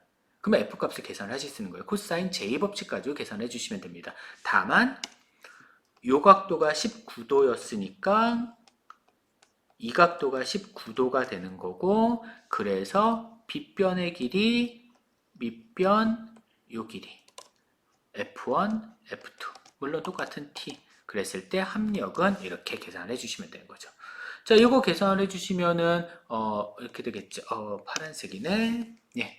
자, 이거 계산해 주시면 다시 그러면 결국 F 값은 루트에 2t 제곱 마이너스 2t 제곱 곱하기 코사인 151도 t값이 3653이네요. 그러면은 2 곱하기 3653 죄송합니다. 코사인 잠깐만요. 코사인 60도가 2분의 1이 나온지부터 먼저 확인해 보고요. 디멘전 맞네요. 디그리 맞네요. 자, 루트에 2 곱하기 3653의 제곱이고요. 마이너스 2 곱하기 3653 제곱 곱하기 코사인 151도 7073N 나오네요. 계산해 보시면 7073N이에요. 맞나? 7073? 네, 그런 것 같네요. 7073N. 7026 나오네, 얘는. 제가 어디서 계산을 잘못했는지 모르겠는데, 7073N 나오네요. 값이. 자, 7073N. 그러면 이것으로부터, 그러면 7073 곱하기 2. 허용력은 45MPa, 그 다음에 파이 루트 해주시면 D 값이 나오게 될 겁니다. 이게 제가 계산한 거랑 좀 다르니까 다시 계산해 봐야 되겠네요. 7073 곱하기 2. 제가 숫자 좀 다를 수도 있어요, 여러분들. 10 나오네. 딱 10 나오네요. 10mm. 그래서 얘는 커야 된다. 10.0mm보다 커야 된다. 라고 해주시면 될 것 같습니다. 자, 여기까지 하면은 4개의 핀에 대한 지름은 다 계산이 됐고요. 다섯 번째 볼까요? 지금 축이 있어요. 케이블부터 보죠. 자, 케이블은 이렇게 있을 때 케이블에 장력이 가해집니다. 케이블은 무조건 장력이죠. 케이블이 어떻게 압축이 될 수 없잖아. 그러면 이때 케이블의 허용력이 얼마라고 그랬냐면 문제에서 124MPa, 124MPa이래요. 그러면은 지름 구하는 거, 단면적 구하는 거네. 얘는 그냥 지름 안 구하고 단면적 그냥 구하면 되는 거네요. 감사하다. 자, 여태까지 힘들었는데. 자, 면적분의 힘이죠. 장력이죠. 자, 이렇게 됩니다. 그러면 이것으로부터 허용 단면적은 뭐보다 크거나 같아야 된다. 이렇게 돼야 되는 거니까요. 이거분의 장력이다. 그러면 124분의 장력 3653. 그래서 케이블의 단면적은 얼마보다 커야 되나? 29.5네요. 29.5mm보다 크거나 같아야 된다. 그 다음에 바 A, B, C. 자, 바를 보시면요. 바는요. 전단력 빼시고요. 자, RX 가해집니다. 이렇게. RX가 얼마나 가해지냐면은 4960이에요. 그 다음에 여기서 가해지고 여기서 가해져요. 물론 이거 합치면은 4960만큼 되겠죠. 두 개 가해지면은. 자, 그러면 이 반은 압축이야. 그렇죠. 양쪽에서 누르니까 압축이잖아요. 근데 압축이라고 하더라도요. 부분마다 다르죠. 여기 발생하는 압축하고 여기 발생하는 압축이 다르잖아요. 내가 단면을 잘랐을 때, 이렇게 잘랐을 때, 여기에서의 압축 하중은 얘가 있지만, 여기서의 압축 하중은 이것만큼이 다 가지 않죠. 왜냐하면 여기서 이만큼 얼마가 될지는 계산해 봐야 되겠지만, 줄었잖아. t의, 코사인, 56도만큼 줄었잖아. 계산 안 해보겠지만. 그래서 중간에 가해진 내력이 다르다고요. 그래서 이거는 어차피 최대값을 찾는 거니까 예, 요거 가지고 찾아주시면 됩니다. Rx가 4960 뉴턴일 때, 즉 요 부분에 대해서 찾아주시면 돼요. 여기가 가장 클 테니까 압축력이 4960 뉴턴. 그렇겠죠. 압축력이 가장 클 테니까. 그래서 허용 응력은 면적분의 Rx, 이게 압축력이 가장 클 테고요. 이게 허용 응력보다 작거나 같아야 된다 라는 게고요. 그러면 바의 면적은 크거나 같아야 된다. 이거분의 Rx. 다시 말해서 124분의 Rx 값이 4960. 계산해주면 71.9 나오네요. 71.9. 예. 그래서 바의 면적은 71.9mm 제곱보다 크거나 같다. 이렇게 계산이 되셔야 될 겁니다. 어렵죠, 문제가. 예, 알아요, 어려운 거. 예, 어려운 건 아는데 처음에서 어려운 거고 좀 시간이 오래 걸리는 것 뿐이고요. 이해를 못할 만한 문제는 아니라고 보여집니다. 얼굴 나와요? 제 얼굴 나와요? 조심하세요. 예, 이해는 못할 문제라는 건 아닌 것 같고요. 연습을 좀 해보셔야 될 것 같아요. 요 예제 두 개 좀, 1단원에선 가장 어려웠던 예제였던 것 같아요. 예제 두 개 한번 풀어봤고요. 나중에 숙제를 내드리는 것도 요 예제 두 개 참고해서, 뭐 이것만큼 어렵진 않습니다만, 어쨌든 문제를 좀 풀어보셔야 될 것 같아요. 자, 그러면 다음으로 넘어가 보도록 할게요. 마지막 주제는 이제 응력 집중 현상에 대해서 설명을 드릴 거고요. 응력 집중 현상이라는 건 우리가 일반적으로 응력이라는 거는 펜이 이게 아니네. 자, 응력이라는 거는 면적분의 힘 가지고 계산을 하는데 구멍이라든가 아니면 홈, 노치, 키홈 아니면 나사산 같은 거, 숄더라는 거는 이런 부품이 있다가 갑자기 좁아지는 부분, 이런 부분을 숄더라고 하는데 이런 것들 같이 이제 형태가 불균일할 경우에 그럴 경우에 그 지점에서 응력 집중이라는 현상이 발생을 합니다. 특히나 노치 같은 것들이 있으면은 노치라는 거는 이렇게 V자 홈이 파여져 있는 부분을 노치라고 하거든요. 그러면 이 노치 같은 경우는 피로 파괴가 발생을 하기가 쉬워요. 응력이 많이 집중이 되기 때문에 이 노치에서 크랙이 발생을 하거든요. 그래서 피로 파괴라든가 아니면 충격에 의해서 파손이 발생을 한다든가 그러한 일들이 생겨날 수가 있습니다. 그래서 우리가 일반적으로 계산하는 응력, 면적분의 힘으로 계산하는 그러한 응력보다 더 큰 응력이 작용을 하게 되는 거예요. 그 지점에서는. 일반적으로는 이제 구멍에 대해서 많이 생각을 하는데, 오늘 우리 수업을 할 때는 구멍하고 그 다음에 숄더 부분에서 응력 집중 현상이 얼마나 발생을 하게 되는지에 대한 거를 주로 얘기를 하게 될 겁니다. 물론 이렇게 해서 계산하는 응력 집중 에 의해서 만들어지는 그런 응력값도 이론값이죠. 실제 값은 그것보다 더 클 수도 있고 더 작을 수도 있고 그러니까 당연히 앞에서 배운 세이프티 팩터 고려를 해서 계산을 해주셔야 될 겁니다. 생배낭의 원리라고 하는데요. 생배낭의 원리라는 거는 하중 바로 밑 단면, 그러니까 하중이 작용한 지점 집중적으로 응력 집중이 발생을 한다는 거고요. 응력 집중 현상은 하중점에서 멀어질수록 그만큼 더 완화가 된다라는 얘기입니다. 다음 페이지를 보면서 조금 더 쉽게 설명을 드릴 수 있을 것 같은데 어떤 이런 사각형 부품이 있습니다. 사각형 부품의 두께가 T라고 해볼게요. 자, 그러면은 이 부분, 그러니까 구멍이 있는 부분이죠. 구멍이 있는 부분에는 평소보다 더 많은 응력이 발생을 한다는 거예요. 우리 앞에 예제 하나 풀었었는데 예제에서 숄더 어떤 예제였었죠? 잠시만요. 예, 이 예제네요.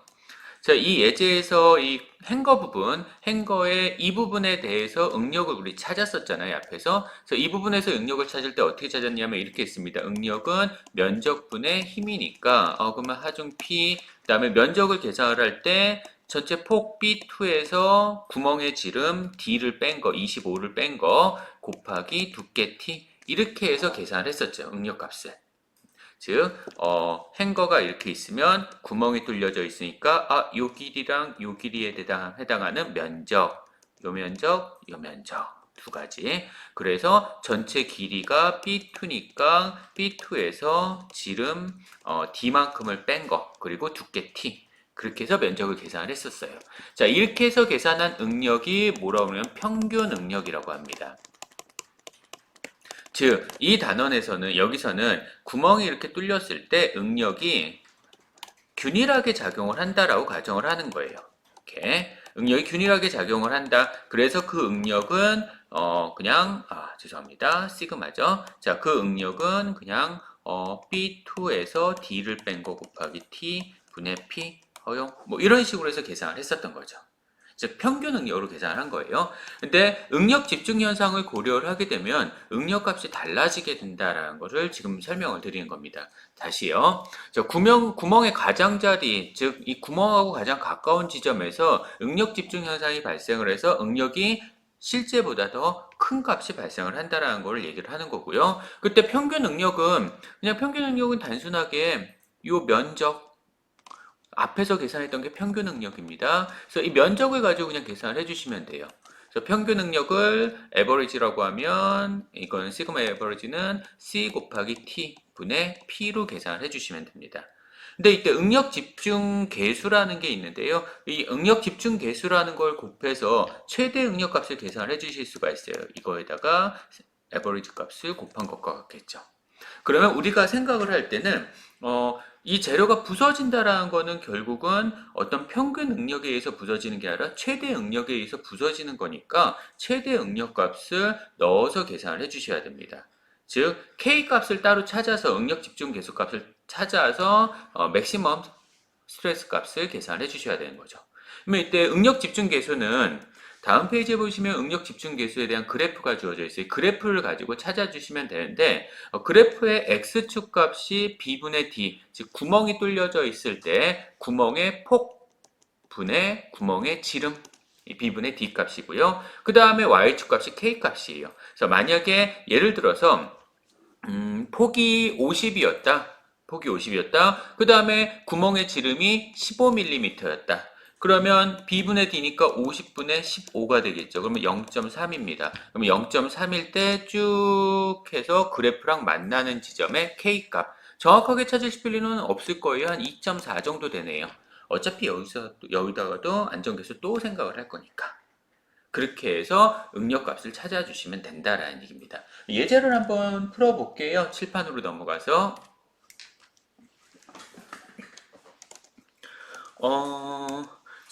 방금 했었던 똑같은 이러한 물체가 있다라고 해볼게요. 가운데 구멍이 뚫려져 있고요. 그 다음에 우리 구멍의 지름 방금 했었던 거 그냥 똑같이 할까요? 자, 구멍의 지름 15파이 그 다음에 전체 폭은 이거는 50mm. 자, 얘가 양쪽에서 잡아당겨집니다. 잡아당겨지는데 얼마만큼의 하중으로 잡아당겨지냐면은 얼마로 할까? 예, 한 100kN으로 잡아당겨진다라고 해볼게요.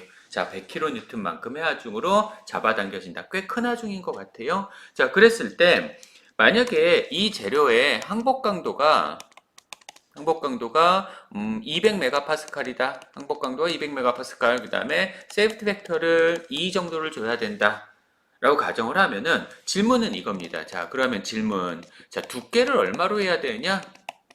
이 부품의 두께를 얼마로 설정을 해 주셔야 되느냐가 질문이에요. 자, 그러면 이런 문제 같은 경우 만약에 응력 집중이 없었다. 응력 집중을 고려하지 않는다라고 가정을 하면은 그냥 이렇게 계산을 하시면 되겠죠. 자, 허용 응력은 세이프티 팩터로 항복 강도 영구 변형 발생하면 안 돼. 영구 변형은 안 됩니다. 예, 이렇게 한다라고 하면 세이프티 팩터로 항복 강도를 나눠주시면 되니까 200MPa를 안전계수 2로 나눠서 100MPa. 이게 허용 응력이 되는 거예요. 즉, 이 허용 응력이라는 거는 실제 항복 강도보다 작아져야 된다는 걸 말씀드렸었죠. 원래는 이 재료가 200메가파스칼이라는 응력까지, 강도까지 버틸 수 있는 건데, 아니야, 그것보다 더 약해, 이 재료는. 100밖에 못 버텨. 이렇게 얘기를 하는 거죠. 허용 응력이라는 것은 그래서 재료가 원래 버틸 수 있는 강도보다 더 적게 버틴다, 더 약한 재질이야 라고 생각하고 계산을 하는 거예요. 그래야지 더 튼튼하게 설계가 될 테니까. 그래서 재료는 원래는 200메가파스칼까지 버틸 수 있지만 100메가파스칼밖에 못 버틴다라고 가정을 하고 계산을 하는 겁니다.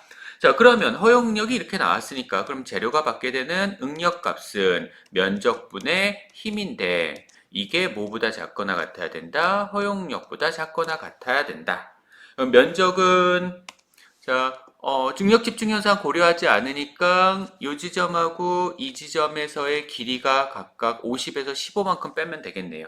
자, 50에서 15만큼을 빼고 곱하기 두께 얼마인지 모르겠어요. 두께 T. 예, 이걸 모르는 거죠. 찾는 거죠. 그 다음에 100kN 공 3개 더. 이게 허용 응력인 100메가파스칼보다 작아야 된다. 자, 공 3개, 공 2개 빠지네요. 공 2개 빠지고요. 그러면 T값은 크거나 같아야 된다. 50-15분의 1000 이렇게 되겠네요. 계산기가요. 제가 있는데 1000 나누기 50에서 15 빼면 35겠죠? 35 그러면 28.57. 자, 얘는 28.57 나옵니다. 그래서 응력 집중 현상을 고려를 하지 않으면은 그런 경우에 T값은 대략 29mm로 설계를 해야 되겠죠. 숫자는 소수점 같은 경우는 그냥 띄고 버리고, 버리면 안 돼요. 더 두꺼워야 되니까 더 얇아지면 안 되는 거니까 무조건 버리는 거 아닙니다. 반올림 같은 거 생각하시면 안 되고요. 29mm 이상이 돼야 된다라고 설계를 해주셔야 되는 겁니다. 그런데 실제로는 응력 집중이 발생을 하죠. 그래서 응력 집중을 고려를 한다. 응력 집중을 고려해야 된다. 그럴 경우에는 시그마 값이 지금 왼쪽에서 구한 응력 집중을 고려하지 않았을 때의 시그마 값은 평균 응력이거든요. 근데 요번에는 응력 집중을 고려해야 되니까 평균 응력이 아니라 뭘 생각을 해야 돼? 최대 응력을 생각을 해야 됩니다. 그래서 최대 응력이 허용 응력을 이렇게 허용 응력보다 작도록 그렇게 설계가 돼야 되는 거예요. 재료가 부서지는 거는 평균 응력에 의해서 부서지는 게 아니라 최대 응력에 의해서 부서지는 거니까 응력 집중을 고려를 하게 되면 최대 응력으로 계산을 해주셔야 됩니다. 이게 차이점이라고 생각을 해주시면 될 거예요. 응력 집중을 고려하지 않으면은 평균 응력으로, 응력 집중을 고려하면은 최대 응력으로. 그러면 최대 응력 값은 어떻게 계산을 해? 자, 최대 응력 값은 이거는 응력 집중 계수에다가 평균 응력을 곱한 것과 같다. 평균 응력은 여기서 구한, 왼쪽에서 구한 것과 동일하겠죠. 그러면 이때 응력 집중 계수는 왼쪽에 아까 그래프 있었죠? 그래프에서 폭이 50이고 지름이 15였으니까 B분의 D값은 0.3, 0.3일 때 응력 집중 계수는 2.4 정도. 다시 칠판으로 넘어가서 자, 응력 집중 계수는 B 값이 50이고 그 다음에 D 값이 15니까 이때 응력 집중 계수가 K 값은 2.4 정도 됐었다. 예, 된 거죠. 2.4 정도. 그러면 이거는 다시 쓰면 최종 식이 이렇게 되겠죠? 그러면은 K 곱하기 시그마의 에버리지 값 얘가 허용 응력보다 작거나 같아야 된다. 그러면 K가 2.4 곱하기 자, 50-15 곱하기 T 분의 100kN 공 3개 마찬가지로 얘가 허용 응력인 100메가파스칼보다 작아야 된다. 그러면 T값은 크거나 같아야 되는 거죠. 몇 배 더 커야 되는 거예요? 50-15분의 공세 2개 지워지고 1000 곱하기 2.4 2.4배 더 커져야 되는 거네요. 그러면 2400 이렇게 되는 건가요? 예, 2400 맞네요. 나누기 35 하니까 어마무시하게 더 두꺼워지네요. 68.57mm. 그래서 T값은 얼마 이상 돼야 된다? 네, 69mm 이상 되시면 되는 겁니다. 그러니까 응력 집중 현상이라는 걸 고려하지 않으면은 28mm짜리 철판을 사용을 했을 거예요. 근데 응력 집중이라는 현상을 고려하니까 얼마짜리? 69mm짜리 철판을 사용하게 되죠. 즉 2.4배 응력이 더 커지니까 2.4배 더 튼튼하게 설계를 해주셔야 되는 겁니다. 2.4배? 예. 이게 응력 집중이라는 현상이에요. 예. 뭐 재질에 따라서 모양에 따라서 응력 집중 계수는 달라지고요. 숄더 같은 경우 판형 숄더 같은 경우에는 뭐 두께가 얼마냐, 그 다음에 B 값하고 C 값이죠. 그리고 R이 얼마냐, 여기 반지름 R 값이 얼마냐에 따라서 응력 집중 계수의 커브가 여러 개가 발생을 할 수도 있습니다. 그리고 뭐 원형 숄더 같은 경우에도 마찬가지로 R 값이 얼마냐에 따라서 여러 개의 커브가 만들어졌죠. 이 커브들은 숄더 같은 경우는 실제로 제가 뭐 시험 문제라든가 그런 데는 좀 복잡해서 내지는 않는데요. 숄더인 경우에도 이렇게 계산을 할 수 있다는 정도는 알고 계시면 될 거고요. 연습은 한번 해보세요. 저 예제를 따로 내드리진 않았는데 그냥 칠판에다가 연습 문제를 풀어드렸으니까요. 한번 하면서 응력 집중 계수를 어떻게 계산하는구나 라는 것도 한번 고려를 해보시면 좋을 것 같습니다. 뒤에 과제는 하나가 나갔어요. 자, 이렇게 하면은 1단원에 대한 얘기는 다 끝났습니다. 뭐 마지막으로 응력 집중에 대한 설계 나왔는데 이거는 한번 읽어보시면 되는 내용이라서 별도로 설명을 드리진 않도록 하겠습니다. 뭐 가급적이면 응력 집중이 발생하지 않도록 설계하는 게 좋죠. 가급적이면은 응력 집중이 발생하지 않도록, 그러니까 노치라든가 숄더라든가 그런 건 가급적이면 없는 게 좋을 겁니다. 뭐 어쩔 수 없이 나사산이 들어가거나 구멍이 뚫릴 수는 있겠죠. 특히 구멍 같은 거 뚫리게 되면은 거기 응력 집중 발생을 하니까 주변으로 좀 보강을 많이 해주셔야 돼요. 고려를 해주셔야 됩니다. 구멍은 어쩔 수 없는 거다 보니 구멍 같은 경우에는 꼭 응력 집중에 대해서 고민을 좀 해주셔야 돼요. 자, 1단원 3개, 3주에 걸쳐서 1단원 끝냈어요. 그래서 첫 주에는 응력이라는 거에 대해서, 응력이라는 게 뭐야? 변형률이라는 게 뭐냐? 그래서 스트레인하고 스트레스에 대해서 했었고요. 자, 1주가 스트레스부터 할까요? 자, 스트레스하고 스트레인에 대해서 이거하고 이거죠. 대해서 한 거고요. 자, 2주차에 우리 수업한 거는 뭐에 대해서 수업했냐면 이제 스트레스하고 스트레인 나왔으니까 스트레스 스트레인 커브. 그래서 인장 시험을 통해서 스트레스하고 그냥 기호로 쓸까요? 시그마 입실론 커브 곡선에 대해서 얘기를 했고, 그다음에 후계 법칙. 네, 상당히 중요하죠. 우리 재료역학 쪽에서는 F는 MA라고 했습니다. 후계 법칙이. 자, 시그마는 2의 입실론이다. 요거 얘기를 했었고요. 스트레스 스트레인 커브 같은 경우는 그래프가 스트레스 스트레인 나오는데 대략적인 개형은 여러분들 그림 그리실 수 있으셔야 되고요. 항복응력, 그 다음에 극한응력 각각 무슨 의미냐? 항복응력은 영구 변형이 발생하는 거, 극한응력은 파단이 시작되는 거. 부서지기 시작하는 거, 두 가지 개념 이해를 하고 계셔야 되고, 재료는 당연히 항복응력을 넘어가면 안 되거나 혹은 극한응력을 넘어가면 안 된다 그랬죠. 영구 변형이 허용이 되면은 항복응력은 넘어가도 돼요. 하지만 극한응력은 넘어가면 안 됩니다.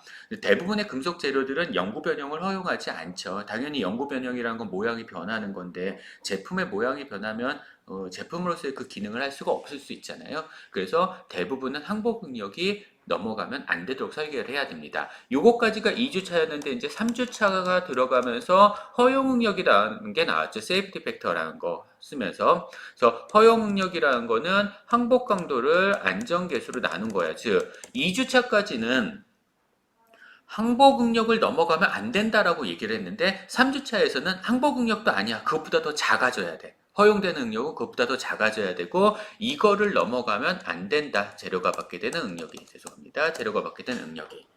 이렇게 설계하는 거죠. 안전계수라는 개념 하나가 더 들어가서 재료가 버틸 수 있는 응력은, 즉 재료가 버틸 수 있는 강도는 항복응력 혹은 항복 강도였는데 그게 더 작아지는 거죠. 그래서 설계를 더 튼튼하게 만들어주게 되는 안전계수라는 개념에 대해서 설명을 드린 게 될 거예요. 자, 여기까지 해서 이제 가장 중요하다고 제가 말씀드린 1단원의 내용이 다 끝났습니다. 그리고 이제 과제가 나오겠죠. 과제에 대해서 이제 약간 힌트를 드리도록 할게요. 이번 주에는 과제가 3문제가 나갔고요. 첫 번째 문제를 보시면은 이제 토크가 전달되어 가는 그러한 물체입니다. 토크 T0만큼이 전달이 돼가고 있고요. 두 개의 플랜지에 의해서 T0만큼이 전달됩니다. 10개의 20mm짜리 볼트에 의해서 체결이 되어 있어요. 지금 밑에 있는 그림에서 보시는 바와 같이 토크 T0만큼이 전달이 되어 가는데 그 전달하는 방법이 여기 있는 이 볼트에 의해서 토크가 전달이 된다라는 얘기예요. 그리고 볼트 하나당 shear 스트레스가 얼마 되냐면 허용이죠. 올라와 보니까 shear 스트레스가 85MPa, 허용 전달 능력은 85MPa입니다. 볼트 1개. 볼트 1개당 85MPa까지 전달 능력을 버틸 수 있어요. 지금 이 상황이잖아요. 두 개의 판을 마주본 상태에서 볼트를 체결을 한 거야. 끼워 놓은 거야. 그 상태에서 비틀림이 전달되면 이렇게 전달이 되는 거죠. 그러면 그 안에 있는 볼트가 부서지는 상황을 상상을 해보세요. 볼트가 어떻게 부서져요? 전단에 의해서 부서지게 되겠죠. 자, 볼트가 이렇게 있으면은 자, 하나는 이쪽 방향으로 하중받고 하나는 이쪽 방향으로 하중받으니까 여기가 전단이 될 겁니다. 다행스럽게도 단일 전단이죠. 자, 볼트의 지름 주어졌어요. 문제에서 D값 얼마라고? 20mm라고. 그 다음에 볼트의 허용 전달 능력이 85MPa라고 주어졌습니다. 그럼 문제에서 물어보는 거는 맥시멈, 최대 토크 얼마까지 전달시켜 줄 수 있겠느냐라고 물어보는 겁니다. 자동차 돌아다니시면서요. 자동차 바퀴를 잘 보세요. 자동차 바퀴도 이런 형태로 엔진에서 바퀴 축으로 토크가 전달이 되는 거니까 바퀴 같은 거 좀 잘 보시면 좋을 것 같고요. 자, 지금 볼트 하나가 있다라고 해볼게요. 여기가 회전 중심입니다. 물론 전체적으로 삥 둘러서 볼트는 10개가 있어요. 근데 하나가 있다라고 가정을 해보고 볼트 하나까지의 거리가 있습니다. 거리가 D값이 문제에서 250이라고 했으니까 125겠죠. 125mm예요. 그러면 이 볼트 하나에 가해지는 힘이 있을 거예요. 그 힘에 의해서 토크가 만들어지는 거죠. 그래서 토크 얼마? 볼트 하나. 볼트 하나에 의해서 만들어진 토크는 볼트 하나에 걸리는 힘에다가 125mm를 곱한 것과 같습니다. 그래서 단위가 뉴튼 밀리미터 이렇게 나오겠죠. 힘에다 거리 곱한 거니까. 그러면은 이거 가지고 토탈 전달할 수 있는 토크 문제에서 구하라는 게 이거니까 토탈 전달할 수 있는 토크는 볼트 하나가 전달할 수 있는 토크에다가 10을 곱해주시면 되겠죠. 볼트가 10개니까. 예, 이렇게 해서 계산하시면 되는데 그러면 F값은 어떻게 구해요? 볼트 하나가 받는 힘은 받을 수 있는 힘 볼트 하나에 허용되는 힘은 어떻게 구해요? 이거는 허용 응력 가지고 계산을 해주시면 되잖아요. 허용 응력이라는 거가 면적분의 힘이니까 허용 하중이 되겠죠. 그러면 다 구하실 수 있을까요? 면적 못 구하시는 분은 없을 테니까 요 면적이니까 예. 그래서 볼트 하나에 가해질 수 있는 전단력을 먼저 구하고 이 식으로부터 볼트 하나에 가해질 수 있는 전단력을 먼저 구하고 그 전단력을 요 식에다가 집어넣으면은 볼트 하나가 만들어질 수 있는 토크를 구할 수 있고 그게 볼트가 10개니까 10을 곱해주면 최종 이 구조물을 통해서 전달할 수 있는 토크 값이 나오시게 될 겁니다. 첫 번째 문제고요. 잠깐만요. 제가 이거를 계산을 했는데요. 계산 결과가 토탈이 얼마 나오냐면요. 33.8kN 나와요. 자, 단위 잘 생각하세요. 저는 kNm라고 썼습니다. 여러분들 여기서 계산했을 때는 뉴튼 밀리미터가 나올 거예요. 숫자 어마무시하게 크게 되겠죠? 뉴튼 미터라 했으니까 뉴튼 밀리미터랑 뉴튼 미터, 킬로뉴튼 미터니까 10의 9승, 6승 나오네. 예, 10의 6승 공 6개 뺀 겁니다. 그래서 33.8이 나온 거예요. 그러니까 숫자가 아주 크게 나왔다고 해서 내가 잘못 푼 거 아니야? 저번에도 말씀드렸지만 첫 번째 영상에서도 말씀드렸지만 숫자 크게 나왔다 해서 내가 잘못 푼 거 아니야 라고 너무 고민하지 마세요. 예, 너무 고민하실 필요 없고요. 뭐 사진 보세요. 엄청나게 크잖아요. 기계가. 자동차가요. 자동차가 전달하는 토크가요. 얼마냐 하면은 15kg 센티미터 그 정도 되거든요.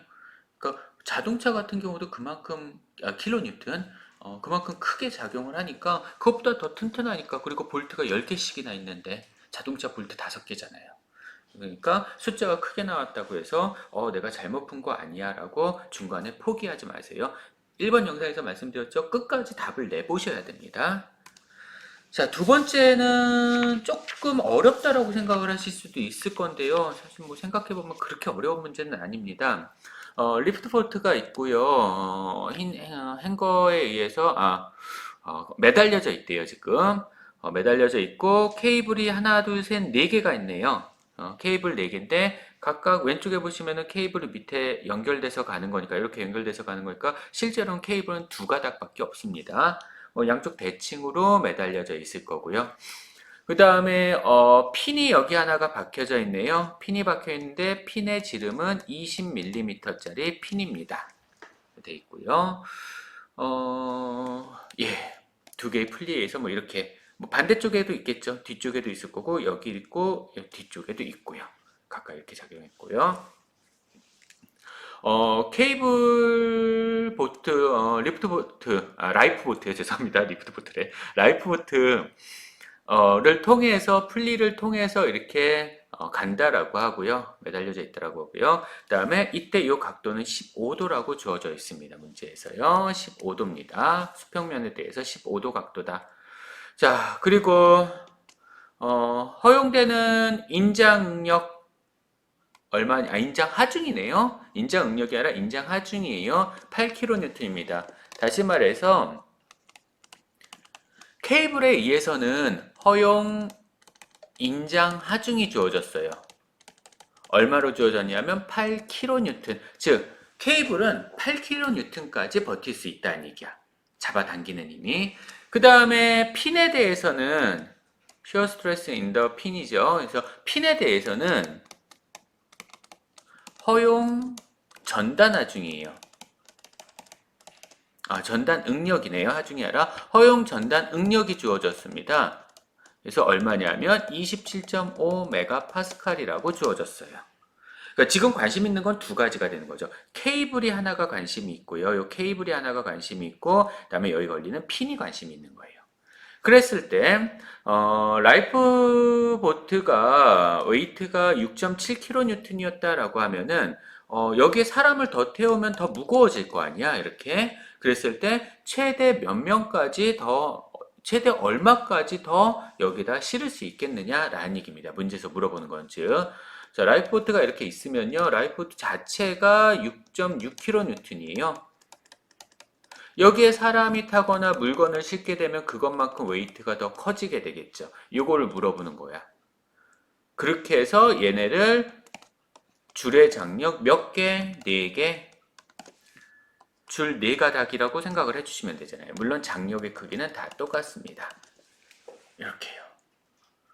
그러면은 이렇게 되는 거죠. 4t equal w 곱하기 죄송합니다. 곱하기가 아니죠. w 더하기 추가로 웨이트 실을 수 있는 거, 그 다음에 6.6kN이니까 6,600 이렇게 되겠네요. 그러면 이때 허용할 수 있는 t값에서 t값은 뭐 얼마 이렇게 계산하면 되시겠죠. 그러면 줄에 걸리는 장력이 나올 거예요. 그게 뭐보다 작아야 된다는 얘기야? 8kN, 8,000보다 작아야 된다라는 얘기예요. 여기서 나오는 거는. 그게 첫 번째 조건을 만족시키는 겁니다. 근데 두 번째 조건도 만족시켜야죠. 그러면 두 번째 조건은 뭐냐? 첫 번째 조건은 이렇게 해서 만족시키면 되고, 두 번째 조건은 저기 핀이 달려져 있는데, 여기 핀이 달려져 있는데요. 핀에 하중이 하나는 아래쪽 방향으로 t만큼, 하나는 이쪽 방향으로 t만큼이 작용한다는 얘기야. 장력의 크기는 똑같아야 되니까. 그리고 이때 이 각도가 얼마냐 하면은 90도에서 15도 더하니까 105도입니다. 그러면 요거 2개 합력 나오겠죠. 그렇죠? 이게 토탈 힘이에요. 이 핀에 작용하는 힘입니다. 핀에 작용하는 힘이에요. 그러면 이 힘을 이용을 해서 우리 예제, 두 번째 예제에서 풀어줬던 거랑 동일한 겁니다. 이 합력 계산하시는 건 제가 해드렸었잖아요. t1 제곱 플러스 t2 제곱 플러스 뭐 하죠. 그 공식 가지고 하시든지 아니면은 코사인 이 법칙 이용하시라고 했었죠. 이 길이랑 이 길이가 같으니까 요 길이가 같으니까. 그래서 코사인 제 법칙을 가지고 계산을 하시든지 아니면은 뭐 다른 방식을 쓰시든지 해가지고 자 핀에 작용하는 전다 능력을 찾아주십니다. 그래서 핀에 작용하는 전다 능력은 핀의 지름 4분의 파이 d 제곱 곱분의 위에서 구한 핀이 받는 합력 하중 이게 허용 응력보다 작거나 같다. 이렇게 하면 뭘 찾으실 수 있어요? 하중값을 장력 T값을 새로 찾으실 수 있죠. 그렇게 해서 계산을 해주시면 될 겁니다. 그래서 두 개를 다 만족하는 그런 웨이트를 찾아주시면 되고요. 이것도 제가 뭐 계산을 해봤는데요. 웨이트가 21.67kN 대략 아마 22kN 넘어가면 안 되겠죠? 예, 21kN 대략 한 추가적인 웨이트는 자 이거는 한 21.67kN 나온대요. 물론 제가 푼 거니까 제가 제 손 가지고 푼 거니까 너무 믿지 마세요. 예, 다시 한번 여러분들 답하고 틀릴 수도 있습니다. 자, 이게 두 번째 문제였고요. 그 다음에 세 번째 문제는 응력 집중 현상 문제예요. 그냥 말 그대로 아까 나왔었던 그 문제랑 동일한 것 같습니다. 플랫 바가 있고요. 그 다음에 B 값하고 T 값이 각각 주어져 있어요. 그 다음에 구멍이 뚫려져 있고요. 예. 그랬을 때 최대 허용되는 하중 P값이 얼마냐, P 맥시멈 값 얼마큼 갈 수 있느냐라는 거 물어보는 겁니다. 허용 응력이 시그마 T일 때.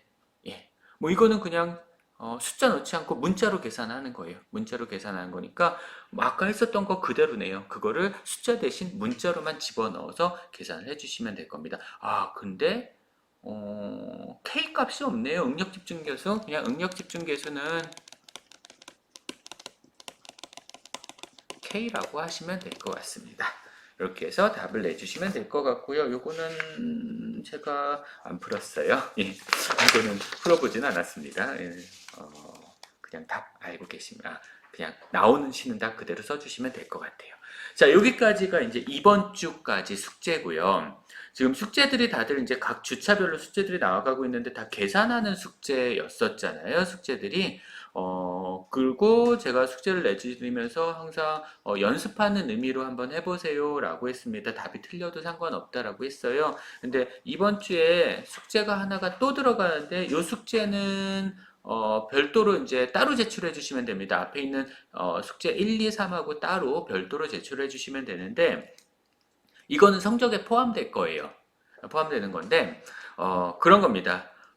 주변에서 하중을 받고 있는 물체를 하나를 선정을 하세요. 그래서 마지막에 보셨던 예제 있죠. 예, 이 예제나 혹은 이 예제 주로 이 예제죠. 자, 예제 11 예제 1-13 예. 예제 1-13과 유사한 문제를 만들어 오시는 겁니다, 여러분들이. 그래서 주변에 하중을 받고 있는 물체를 선정을 해서 예제 1-13과 유사한 그러한 문제를 만들어 오시면 돼요. 단 허용 응력이 예제 1-13에선 주어져 있죠. 아니고요. 여러분들은 밑에 있는 이 재질표를 이용을 해서 재질해 보시면은 인장 허용 항복 강도입니다. 이게 그 다음에 이거는 텐스러니까 극한 강도고요. 얘는 전단 항복 강도, 그 다음에 이거는 전단 극한 강도예요. 역률이고요. 재질은 어떤 재질이냐는 가정을 하셔야 되겠죠. 보니까 이게 스테인레스 스틸 썼습니다. 스틸이고요. 그 다음에 S45C가 일반적인 스틸이에요. 스틸 그냥 한글로 썼네. SCM은 고강도입니다. 그래서 강도가 좀 높은 그러한 그러니까 센 철이라고 할까요? 예, 이렇게 생각해 주시면 되고요. 알루미늄이에요. 6061은. 그래서 재질은 임의로 여러분들 가정하거나 아니면 실제에 맞게 해서 하고 그리고 허용 안전계수를 적절하게 대략 한 뭐 1.5에서 한 3 정도 사이에서 여러분들이 이거 안전계수 많이 고려해야 될 것 같아 아니면 안전계수 적게 고려를 해야 될 것 같아 그런 거 고민을 하셔서 적어주시면 될 것 같아요. 적절한 가정이 필요합니다. 그렇게 해서 설계하는 문제 뭐 D가 얼마인 게 맞느냐 틀리냐 뭐 그런 식으로 설계하는 문제를 하나를 만들어서 제출해 주시면 됩니다. 별도 과제고요. 기간을 제가 2주 드릴게요. 그래서 4월 13일부터 4월 24일까지 그 사이에 제출을 해주시면 될 것 같습니다. 성적에 들어가는 과제예요. 그러니까 좀 신경 써서 제출을 해주시면 될 것 같네요. 기간을 2주를 드리는 거는 아마도 이런 숙제를 한 번도 해본 적이 없을 거기 때문에 2주를 드리는 거고요. 혹시 과제에 대해서 질문사항 있으면 저한테 별도로 질문을 해주시면 됩니다. 자, 여기까지가 5주차 수업이 되겠네요. 고생 많으셨습니다.